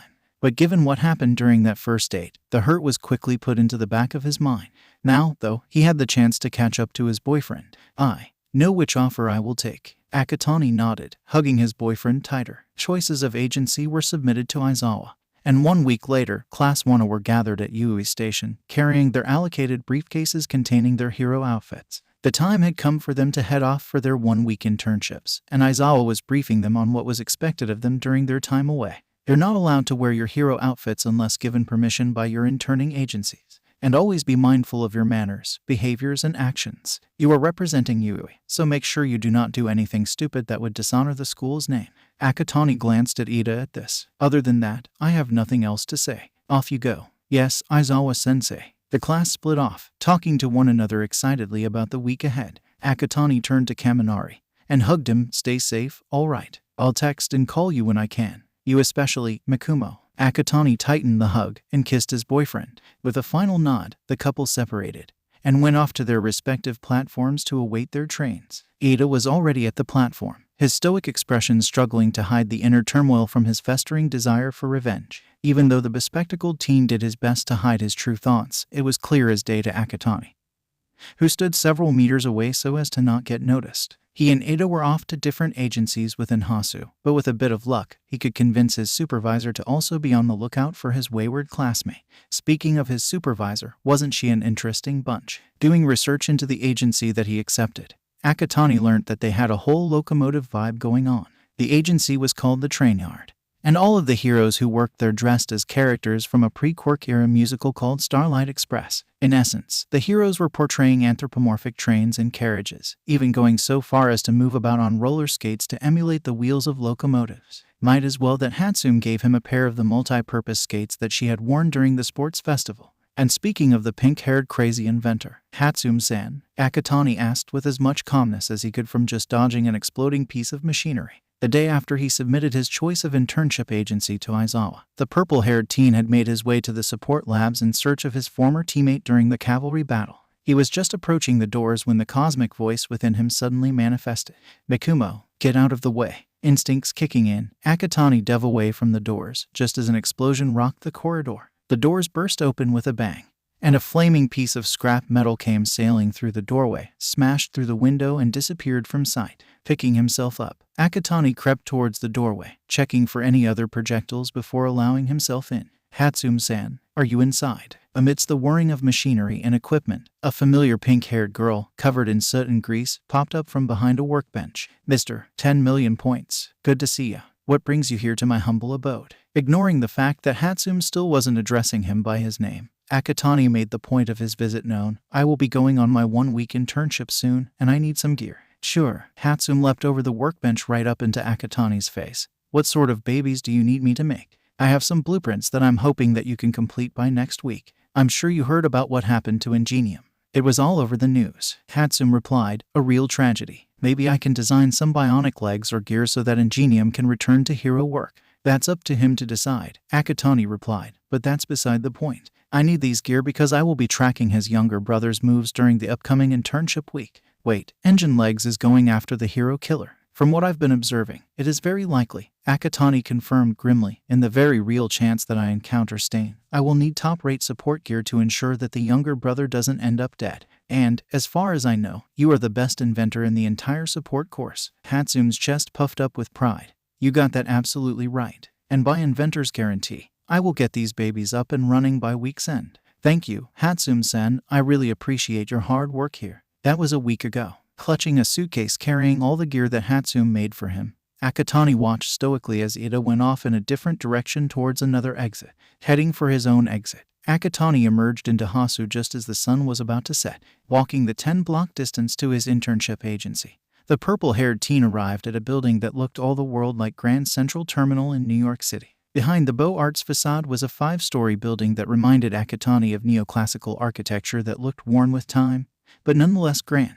It was a stark contrast to the modern buildings that made up the city, but judging from what he had read about the train yard agency, they didn't do things by halves. "This is it. Let's see how this plays out." Akatani noticed right away that instead of steps leading towards the front doors, a series of ramps going up and down a platform running along the front of the building stood in place. Immediately reminded of the roller skating vibe going on inside the agency, Akatani opened his suitcase and pulled out a modified version of Hatsune's sports festival skates that were less clunky than the original prototypes. Taking off his shoes and putting on his skates, he rolled up the ramp to the front doors and let himself in. Just like the exterior facade, the main lobby of the train yard was modeled after the concourse of a major train station.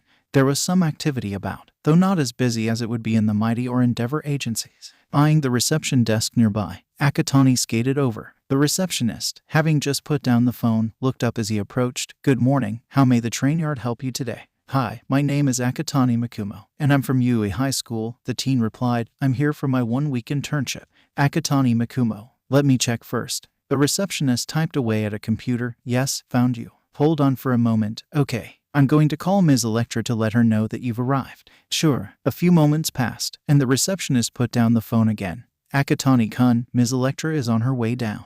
"Thank you." At most a minute went, before all attention seemed to turn towards where the elevators were. Akatani raised an eyebrow. A tall woman dressed in what appeared to be a complex, silver monochrome suit of curved shoulder boxes, a chest box that had LED lights blinking in patterns, thigh and calf panels, and an extremely striking mohawk wig that easily gave her at least another head in height, made up of fiber optic cables that had blue and red lights at the ends, skated out with a distinct swagger in her movement. A few civilians had taken their phones out to snap pictures as the woman scanned the lobby. Her eyes met with Akatani's purple ones, and her attention sharpened. She skated over. "So, you're Akatani Mikumo, champion of the Yui Sports Festival." "That I am, and I presume that you are Ms. Electra, the one and only." The heroine weaved a gloved hand through her mohawk, her German accent somewhat noticeable. "I was very surprised to hear that you have chosen the train yard as your place of internship.